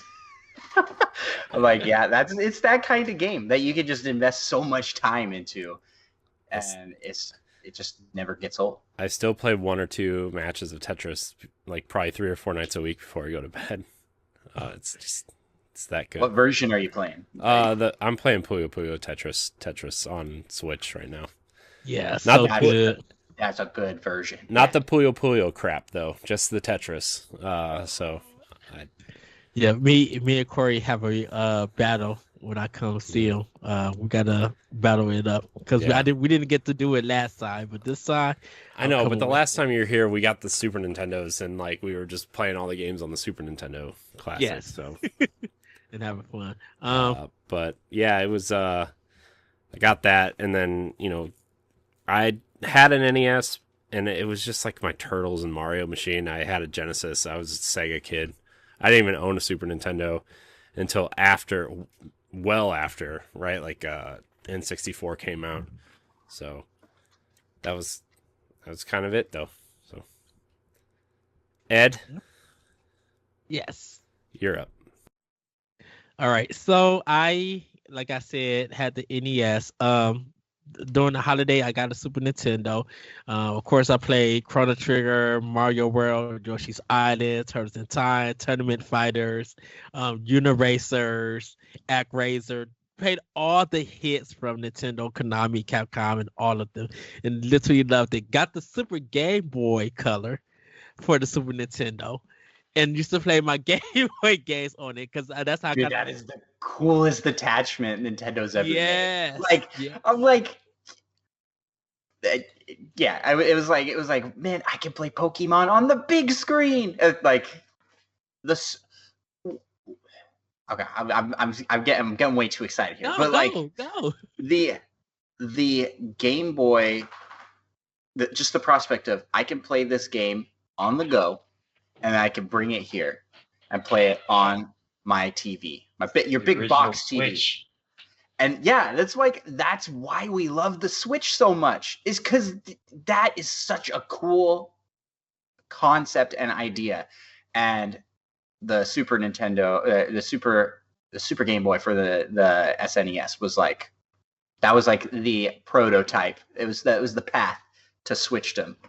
Yes. So did all of that, didn't do the Game Boy, I mean not the Virtual Boy, but I did the Game Boy, and I had Tetris as my first game. Played the Ninja Turtles game from Konami on the Game Boy. I told Corey that my down button stopped working, so I somehow was able to beat Super Mario Land without having the down button, because you need it for some of the parts. I don't know how I you got did that. I don't know neither. When I got my Game Boy Color, I was able to do Super Mario Land 2, the 6 golden coins. One of the best Mario games for the handheld system. And just like ranked up games from there. Went to N64, of course, Super Mario 64 and Legend of Zelda Ocarina of Time. Didn't do Majora's Mask. Tried it, didn't like it. But we'll play a remake if it came to Switch. It needs to. I mean, there's like the rumors of like the Wind Waker and Twilight Princess HD. Don't pull my heartstrings here again. I really want Ocarina of Time Majora's Mask bundle. I think that would sell buco bucks. Ocarina of Time is like the greatest game of all time. You look up greatest game of all time charts, Ocarina of Time's going to be at the top, like always. I feel like a bundle of Ocarina and Majora would make sense. I also feel like Nintendo is going to sell Wind Waker and Twilight Princess separately for $60. And 100%. And I would be paying that price so for both games. Let me ask you this: would you want just like an up-res version of the 3DS versions, or would you want like a remake type thing, the way they did Wind Waker? What do I want? Yeah, or no? I mean, what would you be? I guess what would you? Anything. What would you be okay with? Would you be okay with the 3DS like an up-res version of the 3DS versions? Yeah, I think I'd be okay with it. I don't want them to port the N64 versions. Oh no, please don't. They have the 3DS ones, and those will look better. Mm-hmm. No one can say the N64 ones will look better on Switch than the 3DS ones. Right. I think those ones up-resed. But would I love a full like? Let's get Final Fantasy VII remake status up in here. Like, give this a new. Let's put this on the Breath of the Wild engine. Like, I mean, Ocarina of Time. They with did. that. They did make Link's Awakening remake, which was amazing. Which I'm actually playing through right now. This is gonna sound weird, but I would go for Hyrule Warriors Age of Calamity style graphics. Like of Corey Tech make a Zelda game, and they remade Ocarina of Time and Majora's Mask. It may sound weird, but I think they can make the game faster and really put some more detail in it. You know, with Nintendo overseeing it. You mean just graphic wise? Like they nailed it. It looks like a Breath of the Wild game. Like, you know, it's funny. It's not even the same. I'm not a fan of the gameplay. It's not even the same engine, which is crazy. Like they were able to replicate the look of that engine so well. And I'll be fine with that with Majora's Mask and Ocarina of Time. Like, give it that engine. You could trick people to make it look that good. And action wise, as in it being faster, Koei Tecmo is known for action style games. So I would be down for that. You know. Just give it or you ask the question, what's your stance? You want a remake? You want a enhanced 3DS? I would be okay with just a up-res 3DS version, right? Like I mean the N64 versions, like I think the 3DS versions have great quality of life improvements, not just asset wise, but you think of the time kind of jumping stuff in Majora's Mask to make this, you know, being certain places at certain times of day easier. You know, you just think of some of these different things that just make those quality of life changes so much better. And I would love to see those games come to Switch in a package, as is. You know, I think Wind Waker, the Wii U version of Wind Waker looks amazing. They don't need to touch that. I think the Twilight Princess on Wii U looks great too. Like I don't need them to do anything to that either. I think when you look at the classic Zelda games, like the 3D Zelda games, I think they all look good the way they are. And I don't think, as much as people want an Ocarina of Time remake and Unreal Engine 4 or 5, right? Like you see these fan-made projects on YouTube all the time. It's like, wow, that's amazing. They made, you know, Kokiri Forest in Unreal Engine 5 or whatever, and it's like, that's nice, but like I don't think we need that. You know, it's like one of the few things where I'm like, I remember Ocarina of Time as is. I played on the 3DS. It looks like I remember, right? It you know, your mind always remembers things looking a little bit better, a little bit more interesting than it actually did, especially as time moves on. And I don't know, maybe it's just the old man in me thinking that way, but it's, yeah, I wouldn't mind just an up-res version. I'm in the same boat, I'd say. Eddie, Micah, and I also have not played Majora's Mask. That's like the gap in our Zelda. Man, you guys are making me sad. I want to play it real bad. I want to hold out because I believe it's coming. I would wait. It's a good side quest sequel. Watch, they're not going to put out versions of those games, the 3DS versions. They're just going to give you Nintendo 64 online, and they're just going to put the N64 versions on it, and everybody's going to just be upset. But then people will subscribe and still play it and be like, probably. Or they'll do an SP version. Or what they'll do is be like, hey, we have the original versions on Nintendo 64 online, or you can give us $60 and play the 3DS versions on your Switch, and everybody's going to be why not both, I guess. Here we go. Here's an amiibo for new functionality. Oh, stop. Yeah. You can open the special doors in this dungeon. Stop. We're not going down the amiibo route right now.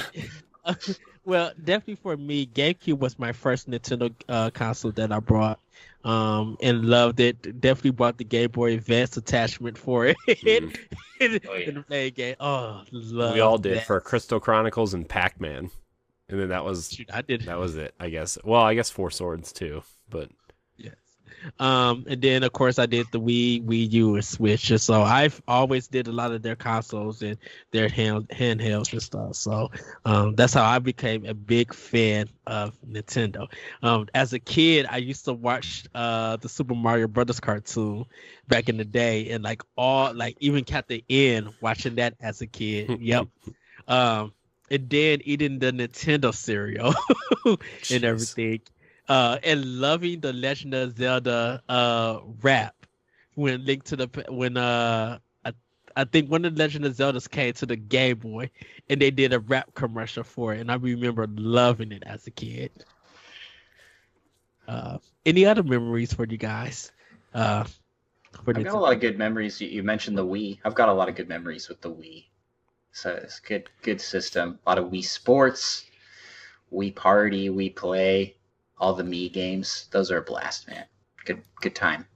I played the boxing so much when it first came out that the next day my back and like shoulders were just so sore. It was so good though. It was so good. Yes, and then Rayman Legends on Wii U. So good. I mean, just going back to the Wii, like I got Wii Sports, I got Zelda, which was like the game I wanted to play so bad, and Red Steel. I played Red Steel for about 5 minutes, and then I hooked it up, and my cousins came over and we played Wii Sports for like, I don't know, a week straight, and then I totally forgot that Twilight Princess even existed for like 2 weeks because of Wii Sports. It was so good. and I remember Retro Console on Wii playing the NES, the TurboGrafx, the Sega Genesis. Like it was, like I said, 8 consoles in one on that system. It did even doing the voting stuff on it. With that, everybody votes. Yeah, man. God. Yeah. That's how I got a Netflix subscription. I was watching Netflix on Wii, and I feel like that's how. No, it was digital. Well, I thought the Wii U had to have a disc in it. Nope, you didn't. Oh, nope. Well, if they did, I think it was earlier, and then they would switch it where they went to streaming, where you could just click on it and watch and everything. And I remember because of that, that's how Netflix became popular as it is today. And just the Wii intro music, when you were making your Mii character and stuff, it like I can't believe on how good like the Wii was, even though I know a lot of people didn't like it and stuff. But shoot, it gave me Metroid Other M, and I think that's 2010 Game of the Year. Like that was a time where, and that was a time that just gave me that nasty look, and I'm going to explain why.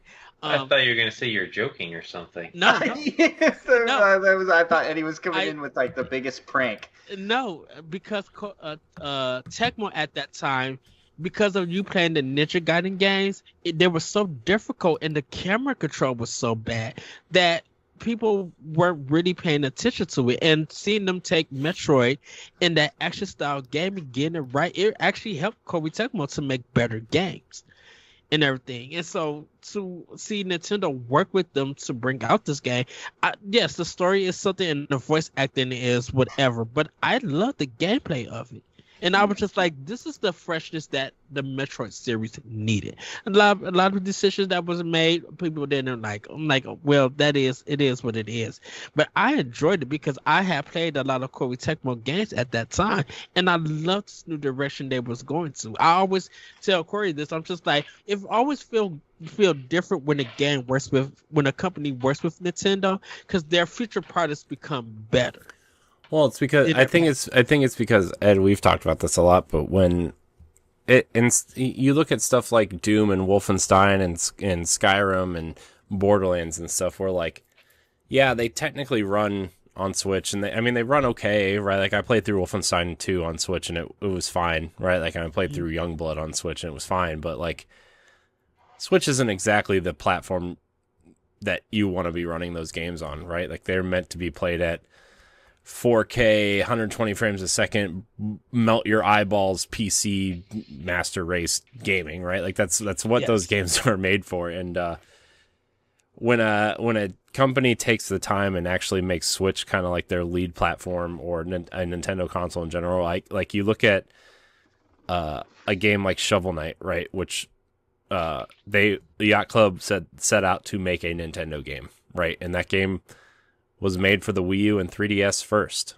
right? And not that it's some sort of technically impressive game or anything, but the game just seems to be better when Nintendo's their lead platform, you know. And you look at Hyrule Warriors, you look at some of the games that Bandai Namco have made for Switch, right? Or you look at some of these porting houses that specialize in making games work with the Switch, and it's just like these games just feel better when they're made for Switch or for Nintendo platforms, instead of, okay, we have this huge game, how do we get it ported down to Switch and make it run okay or whatever, you know what I mean? It just feels better.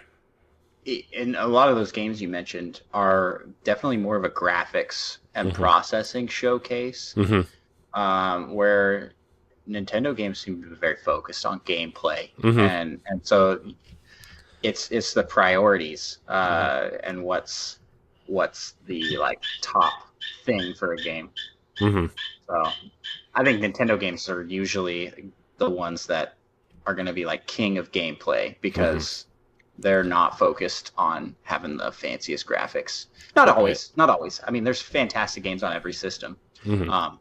But Nintendo first-party games and companies that work with Nintendo to make games, their gameplay is usually real good. And you look at, I mean, we had this conversation yesterday on Boss Rush podcast where, like, gameplay is king, right? You can have some great writing, you can have some interesting character development, you can have some well done stories, right? And like, don't get me wrong, there's exceptions to this rule all over the place, right? A game that a lot of people seem to love is The Last of Us, right? Where, you know, it takes a lot of advancements in motion capture and storytelling at the time, and did some interesting things there. I don't really care for that game, because it tells such a dark story that, you know, I feel like there's enough going on in my life and in the world where I want to enjoy my small amount of time that I have to play games, to where I don't need that dark of a story, and I don't think the game plays that well, you know? So, like, to me, that game isn't very good. Now, is it a bad game? No.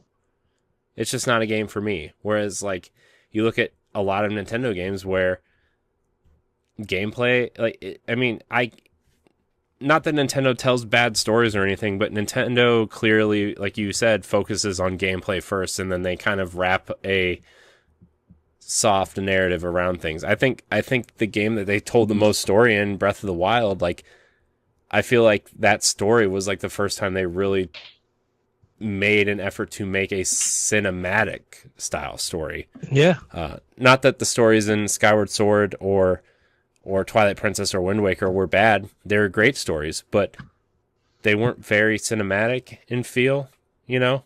But when you go through Breath of the Wild and you watch the memories and you hear the voice acting for the first time, or it's really different for Nintendo. And it's cool to see Nintendo take that approach where, yeah, Breath of the Wild, the gameplay is amazing, right? You can pick up anything, you can climb anything, you can cut down trees, you can break some of the shrines if you have special, like, some of the shrines I beat just because I had metal weapons, right?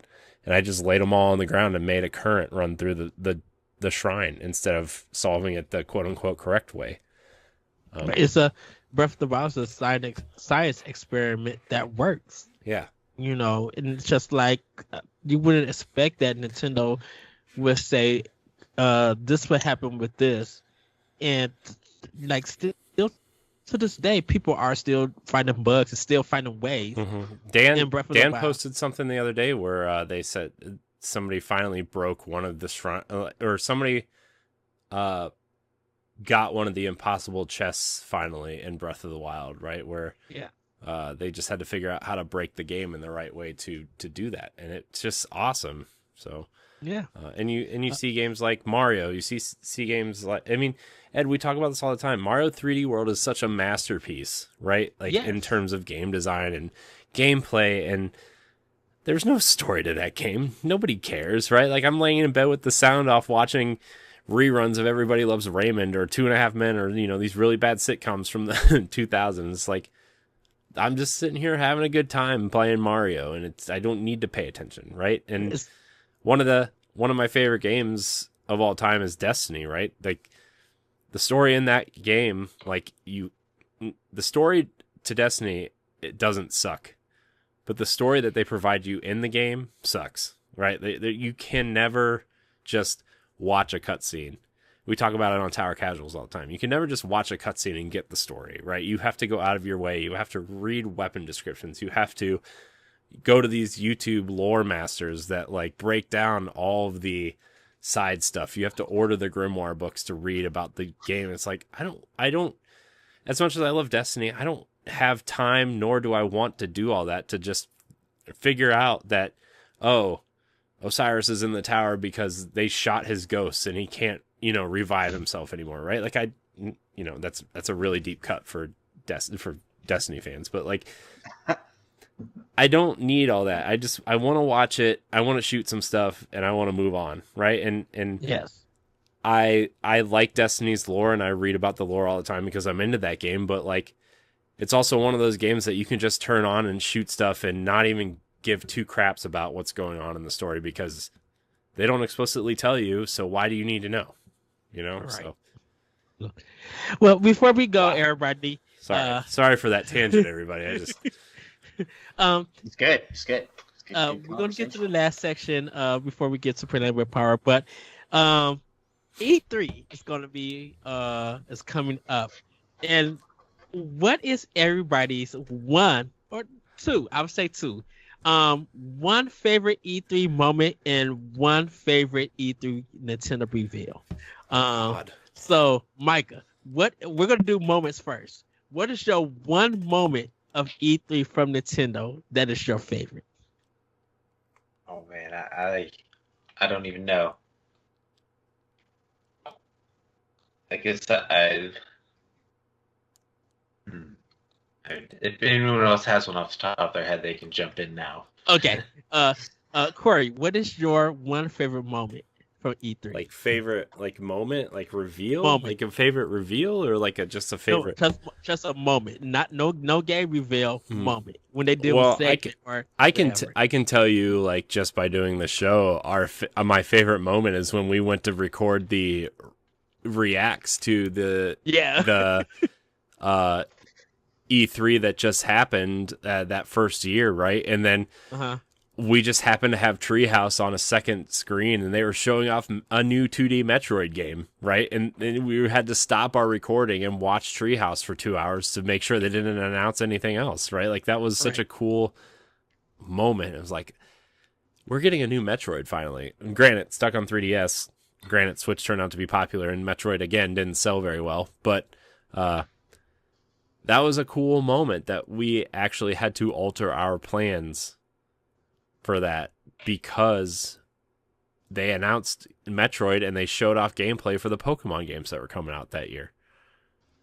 Yeah, because I was like, wait a minute, what is this? Because we didn't know what was going on, and then we seen it. We was just like, Metroid, and we was like shocked. Yeah, we did. Like, we were like confused. We didn't know like what it was. We actually had to sit there and like pay attention. And we were like, oh, this is a 3DS game that's coming. Yeah. Oh, it was so And cool. then we see the amiibo, and we were just like, yep, we need this game. I have it. It's up there. I have mine right over there. And Andross, what is yours? One moment, one favorite moment. Like it's E3, it's Nintendo. Any year you could pick from it. I remember E3s more for like the recent, That's fine. recent Nintendo. That's fine. Because I didn't watch like the press conference presentations back in like, well, when did they become like a public thing? It wasn't till like. I remember watching it during the GameCube era because, like, not to jump ahead too much, but like them finally revealing what Twilight Princess would eventually be, right? Because we saw those Space World trailers where it was clearly the GameCube version of Ocarina of Time, right? Where Link was fighting Ganon, and it was next gen Zelda, and everybody was getting crazy, right? And they showed Luigi's Mansion and Mario 128 at the time, which eventually turned into Pikmin. and they showed all these demos and crazy stuff, and everybody was disappointed with Wind Waker at first because they already showed us the realistic Zelda we wanted, right? And then they went and made Wind Waker, and everybody was so disappointed, including me. I was so disappointed after conquering Ocarina of Time and Majora's Mask like relatively recently to that press conference, and and then I ended up loving Wind Waker, right? I mean, it was disappointing at the time, but man, what a good year 2003 was. We got Wind Waker, Sunshine, and Metroid Prime that year. Oh, so good. And I think we got Soul Calibur 2 that year too, which was also awesome. Oh, the one with Link. Yeah, that's a good one. Yeah. Yes. But I'm going to say, since we're on Zelda, my favorite moment is just Breath of the Wild in their E3 presentations. When they first showed, I'm thinking this is like when they first showed early, like just him sitting on the horse, standing in the field, and Anuma was just kind of like describing the landscape, and then all of a sudden you see the Guardian chasing him through the forest. I'm thinking, didn't they have a demo before that where it was Link it was just showing the horse AI, and he's running through the woods, and they're like, yeah, the horse will automatically know. That was a little bit after that. That was a little bit after. That was at the Game Awards. I remember watching that. It felt like a decade before the game came out. it was so long ago. 3 years.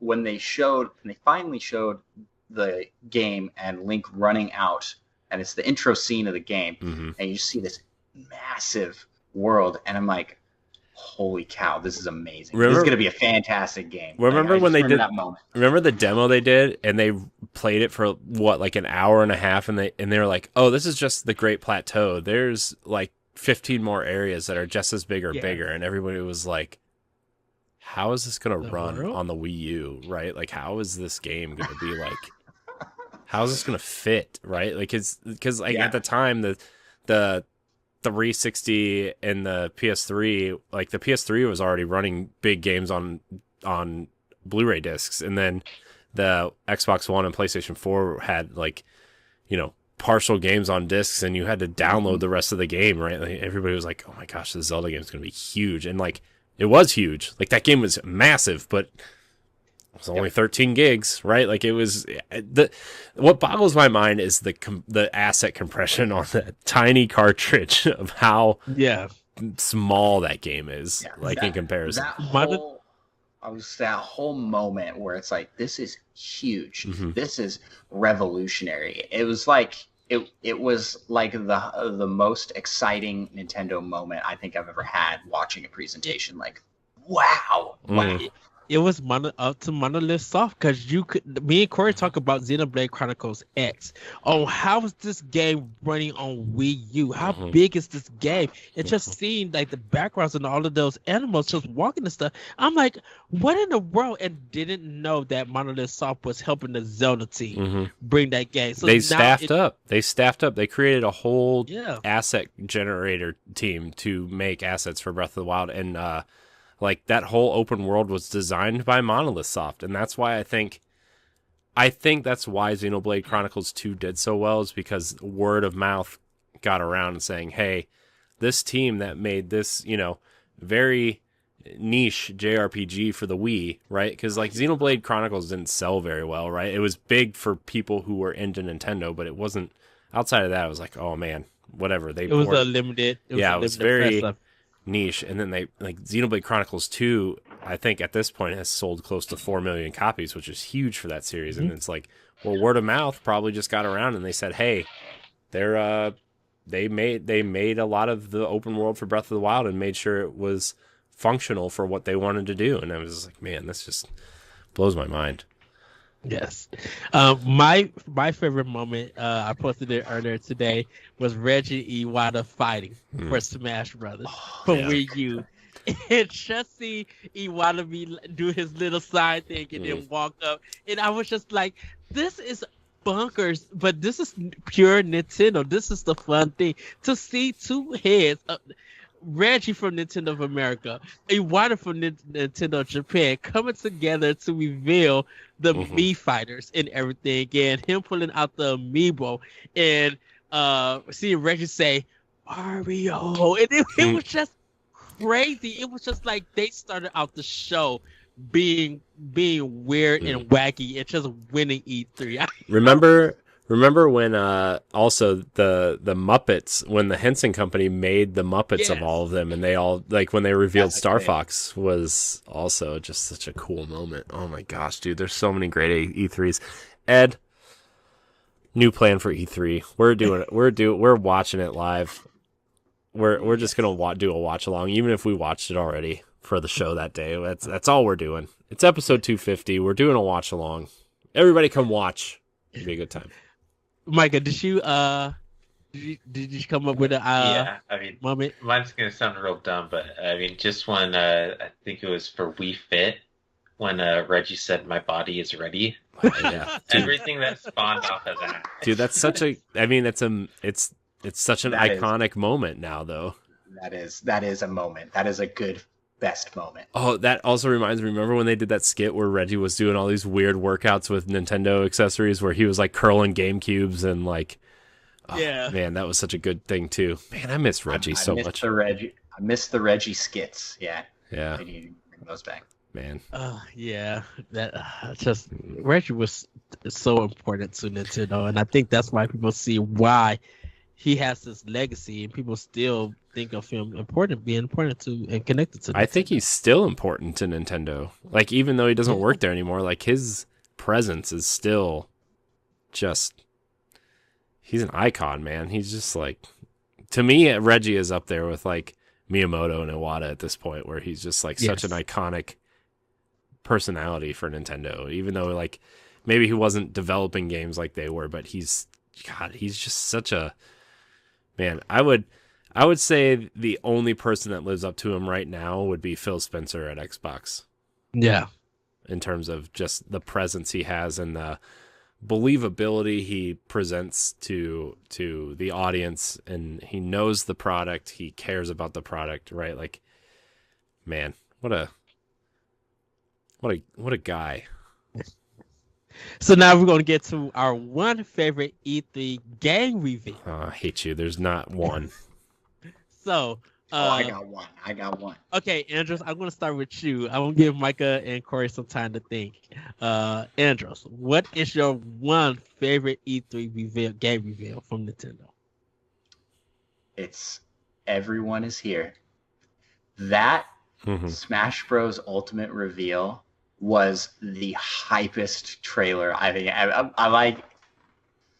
I remember just going, like, it starts listing out the characters coming in and it's giving them numbers, and I'm just going, oh yeah, they're back, and then boom, everyone's here, and I just lost my mind. I remember just going like, what? And they show the stage number going.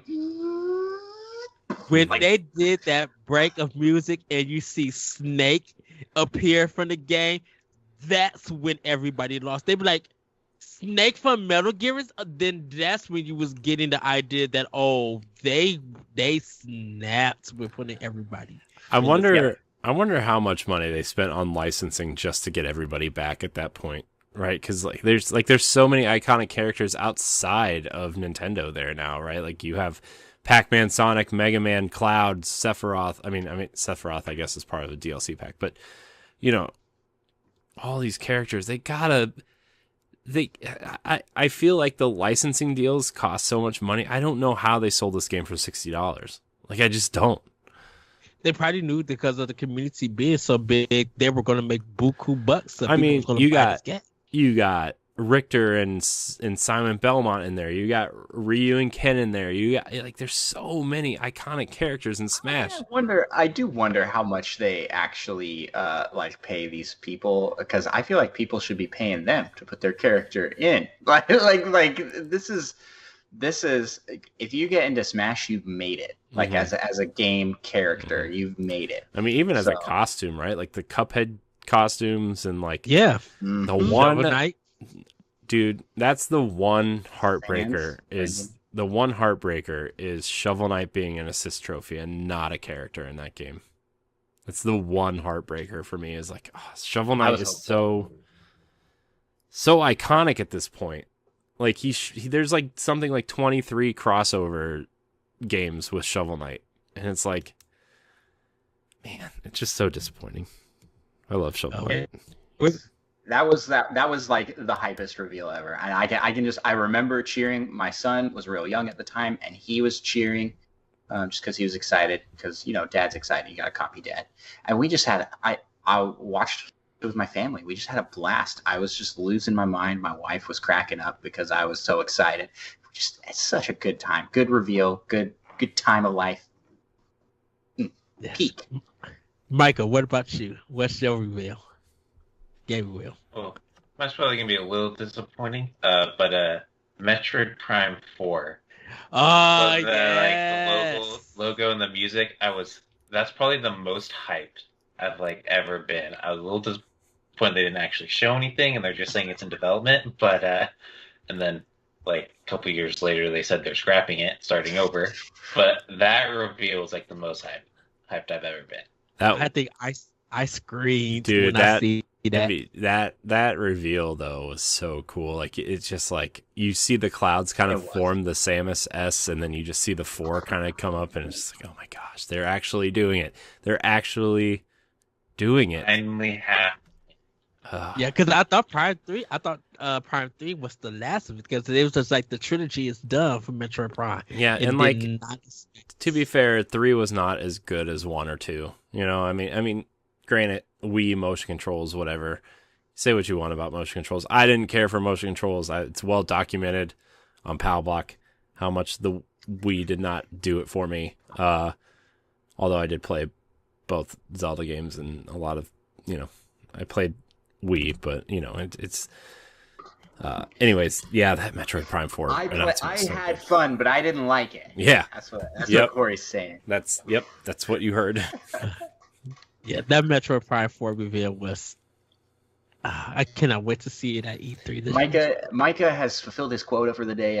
Every podcast has to bring up Metroid Prime at least once. That's part of his contract with the company, Nintendo Pow's company. Welcome to the Pow Block, because we talk about Metroid, Zelda, and Mario in all Nintendo games here. So we will always. I'm excited to see what they're doing with Prime 4, though. I wonder how much they're gonna change it up. We've had that discussion here where I wonder how Metroid Prime 4 is going to be, or if it's going to be kind of like a more just to get a Western audience in, if it's going to be more shootery, or if it's going to actually, hey, we're staying on brand. We're going to go scan things. We're going to go solve puzzles. We're going to shoot things from time to time, but it's going to be more about the backtracking and the puzzle solving. So yeah, probably have new powers. Great, bring them on. Yeah. Corey, what is your one E3 game reveal? Man, there's so many. Like the Twilight Princess reveal comes to mind, especially because like that game means so much to me in a lot of different ways outside of it just being a Zelda game. I don't know. The Breath of the Wild reveal was pretty good. Remember when people were arguing on the internet for like 3 months? Is Link a girl this time? Yeah, Link's a girl, and then like they changed the art style ever so slightly, and then Link kind of started to look more like Link and stuff. Because there's like a clear evolution of art style changes in the from that reveal trailer to the gameplay demo at the Game Awards to the kind of like the re-reveal for like the title of the game. There's some art style changes, and the tower, like you can see the tower changes and how everything kind of looks. But that first reveal where Anuma is kind of talking about like you're watching the grass sway, right, and the wind kind of affecting the trees, and the dynamic lighting with the day-night cycle. And then you see Link kind of sitting there on Epona and on the horse, and you don't think anything's going to happen. Then you just think they're like, okay, this is the next Zelda game, whatever.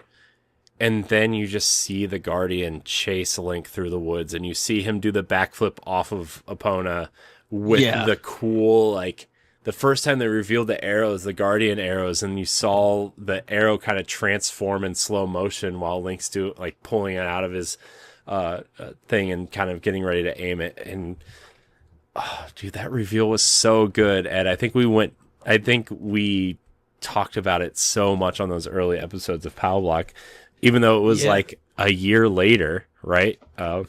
Man.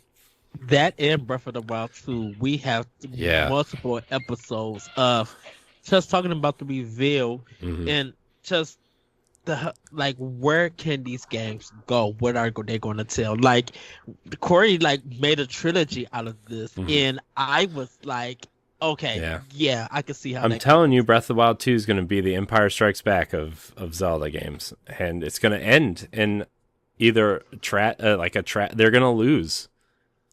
And they're gonna tie all the Zelda games together, right? This game clearly has Twilight Princess influences, right? Zelda. Sorry, this is gonna be a conversation for a different day. But you see the green come down, you see Twilight Princess influences from the Twilight Realm in there. You see it being darker, so you see the Majora's Mask vibes to it, right? And then where was I going with this? Shoot, Ed, come on. What game was I thinking of just... Oh, my gosh. Never mind. It just... This game is going to be great. And then the third game is just going to be about, redemption and sacrifice. I still think this game... I still feel like this is going to be a trilogy of games. But Zelda is going to sacrifice herself, right? It's going to be a...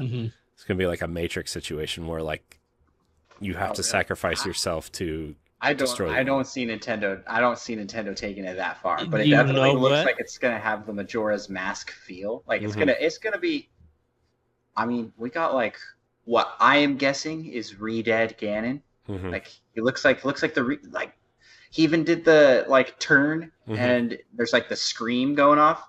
Man, it's just gonna be so cool. I'm so hyped for. That's why we feel like Age of Calamity is going to play a part. I feel like this one. I feel like timelines and time travel are going to play a bigger role in these games at some point. Let's see, that would be interesting. Well, they love their just based on Age of Calamity, right? Some of the things that happen in that game, it's. By the way, David swears by that game, and it boggles my mind that he thinks it's as good as it is. And I mean, I haven't finished it. I popped it in my Switch yesterday because I'm going to play Age of Calamity and then I'm going to replay Breath of the Wild. This is my summer project. But man, just the things that they do with the timeline in that game alone is they're going to start playing with some time travel. I feel like and I know people don't like the gameplay of Age of Calamity, and that's fine. The story is good in this. It is. The cutscenes, they did a fantastic job with the story and cutscenes. Well, for me, Corey already knows this one. Of course, it's not Breath of the Wild 2, but Daemon X Machina. When they first showed it, I lost my mind. Here goes Ed with his hot takes again. The animation, the fighting, the music, it was so anime Japanese, and I was just like, this is my game. This is my game of E3. But then, I think I think that was Smash. I think it was the Smash. E3 the Smash. They showed it off. Yeah, just opening in the direct with Daemon X Machina. I got the game and I love it, and it was just I love how that presentation was. It was so sleek, and then just having this rock kind of guitar soundtrack, and then just going quiet. And it said Daemon X Machina, and I was just like, that's how you cut a game trailer. And that had me hooked. And every time I seen it, I was just like, I so want this game. And even after playing the demo, I was just like, I'm still buying this game. I don't care what anyone think about it. This is a mech game that I love. And then seeing all the people who worked on it, the people, one of the designers from Gundam, the one From Software game that they had used to when From Software was doing the mech game, from that series, one of the persons used to work at Nintendo, joined them, and now worked at Marvelous. Like all of them come together to make this game. I was just like, you got some heavy hitters making this game, and so that was like one of my favorite moments from it. And of course, I will say, hey, the Doug Bowser one from 2019 was funny with Bowser coming in. And all the memes that everybody made. There's something about the directs that people love watching, and the meme would come out with the quickness. I'm so glad they're back. This last direct was the first one that's been out while the Nintendo Pals has been a thing. So we did our live reaction to that. It's so fun. It's just so fun to watch directs. Mm-hmm. Even bad directs are fun. Mm-hmm. Like things that are like widely panned by people, like these like small indie. They've not done not indie. The third party directs that they were doing for a little bit. People not liking those. I still had a blast. It's still fun to watch these new games and to just get hyped for something. I just get excited. The energy that comes in a direct. You see the big red letters come on. You're like. The music playing, it's just like you just get into it. It doesn't matter. Like they could show like the worst game ever, and I'll be like, "Whoa, that looks good," because it's just they just ride the hype wave, man. It's great. The Smash directs now, even like with Sephiroth, with him having the story with Mario, you just see all the memes that go out. They made it fun. And definitely, last thing about Smash, when they did the trailer with them all fighting and there was no music playing, and everybody took the trailer and started adding their own soundtrack, and it works. Like Nintendo threw out the marketing, and people were marketing for Nintendo, getting free marketing. That's a good example on how you do free marketing. Mm-hmm. But everybody, that is our memories with Nintendo. We're gonna get to our final section, playing with power. Corey, what have you been playing with power? I just popped in Age of Calamity again because I just want to get through that game and kind of, like I said previously, I kind of just want to play Breath of the Wild again. Honestly, I've been thinking about doing it for 2 years now, Ed. I've just been talking about it and I just haven't, but I think I'm finally going to do it and cry because my 900 Korok seeds are going to be gone. But I've been playing a little bit of that, and the story in that is just really fun, and it takes an interesting turn, right? Like it's just like almost right off the bat, it's just like, oh wow. Also, just honestly, just Tetris. Puyo Puyo Tetris. Yeah, but just in Tetris. Just Tetris. All right, Andross, what have you been playing with power? Man, my list is long. So I'll try and give the Cliff Notes version here. I played 3 different Mario games. I'm laughing because my lists are always long. We always make fun of Ed for having long lists. So yeah. I did Mario 3D World. I also played Mario Odyssey and rolled credits on Mario Sunshine for the first time. So very, very excited to be done. I liked it though. It was a good time. The end is so what the heck just happened? Yeah. It's like the weirdest ending to a Mario game, and I'm glad Bowser doesn't have that voice actor anymore. It's crazy because like the best parts of those games of the game is the parts where you don't have the flood, but they don't have the right camera controls. So like you find yourself getting stuck. Oh, Mario controls like a sponge as well, and so like he's too loose and too tight. So those floodless levels are painful because they like you almost need flood to correct your jumps most of the time. Yeah. But I mean, that's basically a prototype Mario Galaxy, and Mario Galaxy is fantastic. So, once they fixed up Mario's controls, it was like, I feel like Sunshine. Anytime I got to a floodless level, I would just I just get so sad as soon as the music starts playing. I'll be like, oh dang, it's another one of these.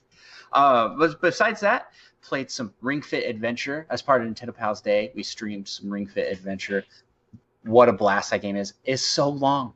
It is so long. I'm on world I just got to world 15, and there's apparently 24 worlds. Yeah. So much longer than I thought. Played a little bit of Breath of the Wild, and I also picked up a new indie title, Boomerang Fu, which was on sale for $5.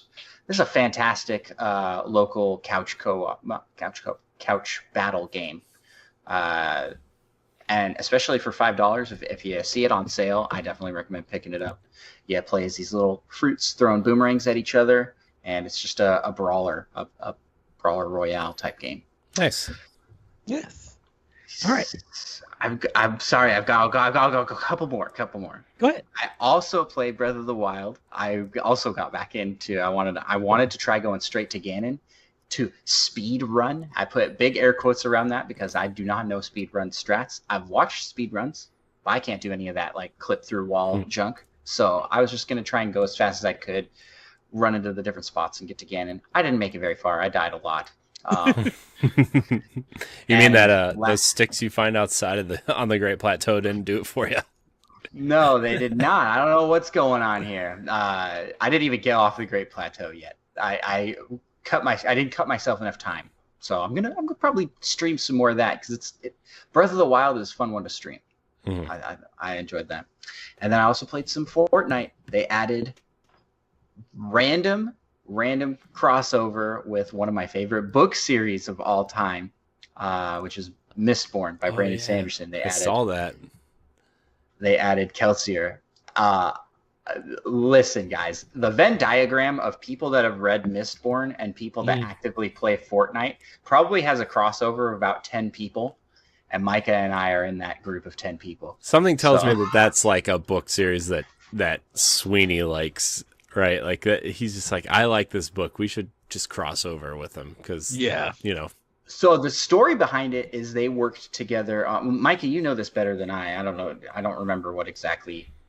Yeah, they worked together on like a smartphone game, Infinity Blade. Ooh, they're that guy. Yeah. Okay. And then the guy that directed or whatever that game became the director of Fortnite, and apparently they're still friendly. So I believe they actually approached Brandon Sanderson and was like, "Hey, it'd be cool if we put Kelsier in Fortnite." And he was like, "Yeah, sure." It's like the weirdest crossover. It's you're cool crossover though. with books now, man. Like there is nothing that is off limits to what nothing is sacred. That's cool though. It's so cool. Yes. I'm hoping that a bunch of people check out this book series because it's good. It's good. Now I'm waiting. I still haven't seen anyone else using the skin besides me and Andrew. So now I'm like waiting for the Boxcar Children crossover or the Indian in the cupboard crossover. Yeah, like it's like the Hardy Boys. Yeah.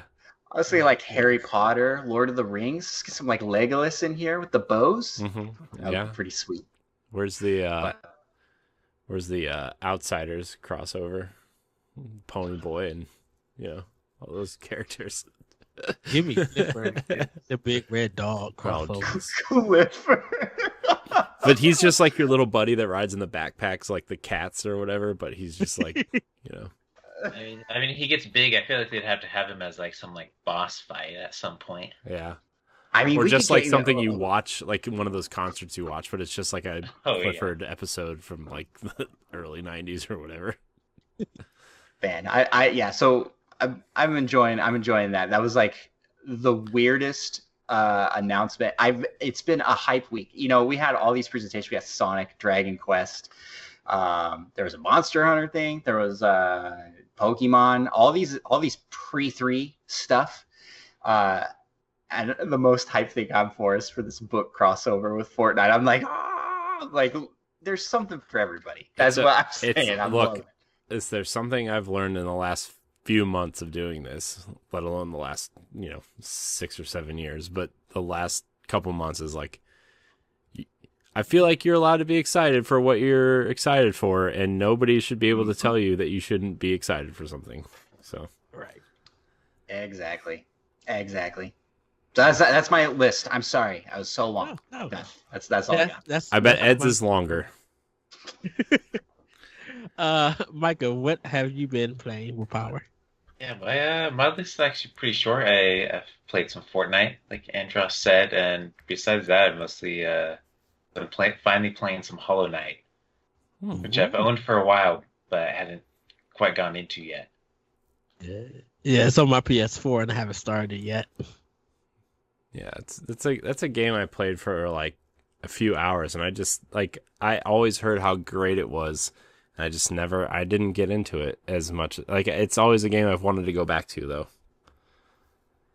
Yeah, definitely been enjoying it. It's got a cool art style. I really like the art style of that game, though. A lot, actually.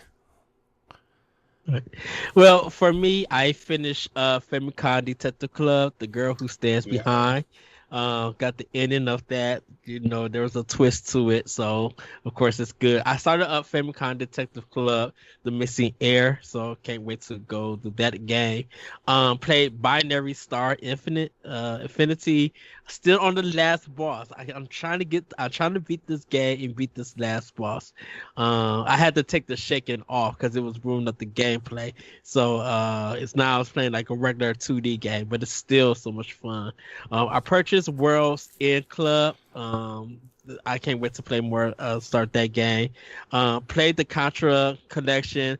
Like I said, I'm practicing my Super C run, but also played Contra, the regular the Famicom version of Contra. Played that, and then I'm playing Crosscode on Switch. Oh, that game is so good. Oh, Crosscode is amazing. Yeah, I'm making moves on it because Dan was talking about it, and I was just like, dang, let me pick this back up again and play it. Also, Blazer Chrome. I got the Disgaea 6 demo, but I haven't started yet. And like Corey mentioned, I'm playing Metro on on Nintendo Online because I've never played Metroid all the way through for the NES. So I'm playing it for the first time. All the way through. Hopefully I could beat it and enjoy the game. It's like, because I've seen people beat it, but I've never beaten it for myself. So that's all that I'm playing right now. So I'm excited to be playing some more games to talk about more of them in the future and everything. But that's what I've been playing with Power. Everybody, that has been Nintendo Pow Block. Thank you guys for joining us. I'm going to hand it over to the Nintendo Pals to go ahead and plug. So guys, go ahead and plug. I'll let you take this one. Oh no, I was gonna make you take it. Okay.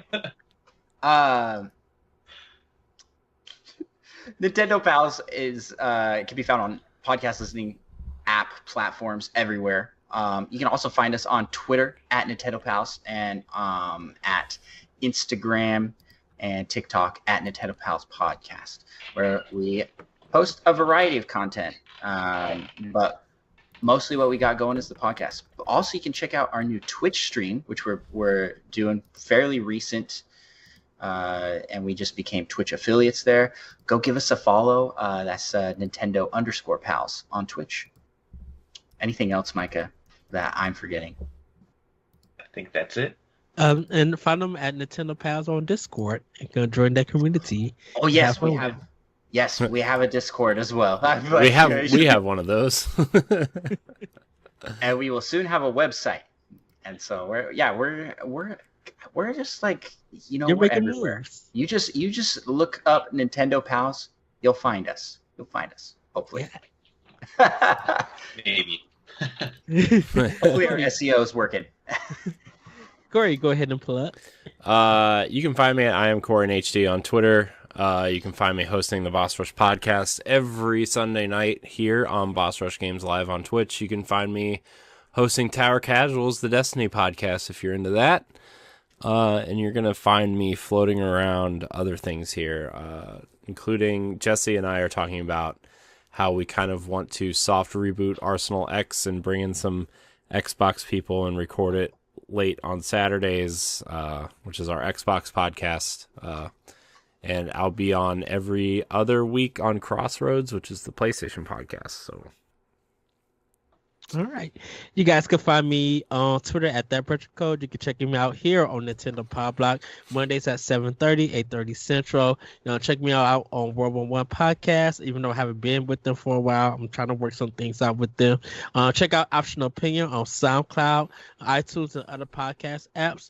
And also check out our writing team at BossRichGames.com, where we got a lot of articles for news, our banter pieces, and our editorials that you guys will enjoy. We are there's a lot of articles that's out there, so you guys could check out and read and let us know in the chat on our Discord that you guys could check out at Boss Rush Games, and leave a comment on our website on our articles.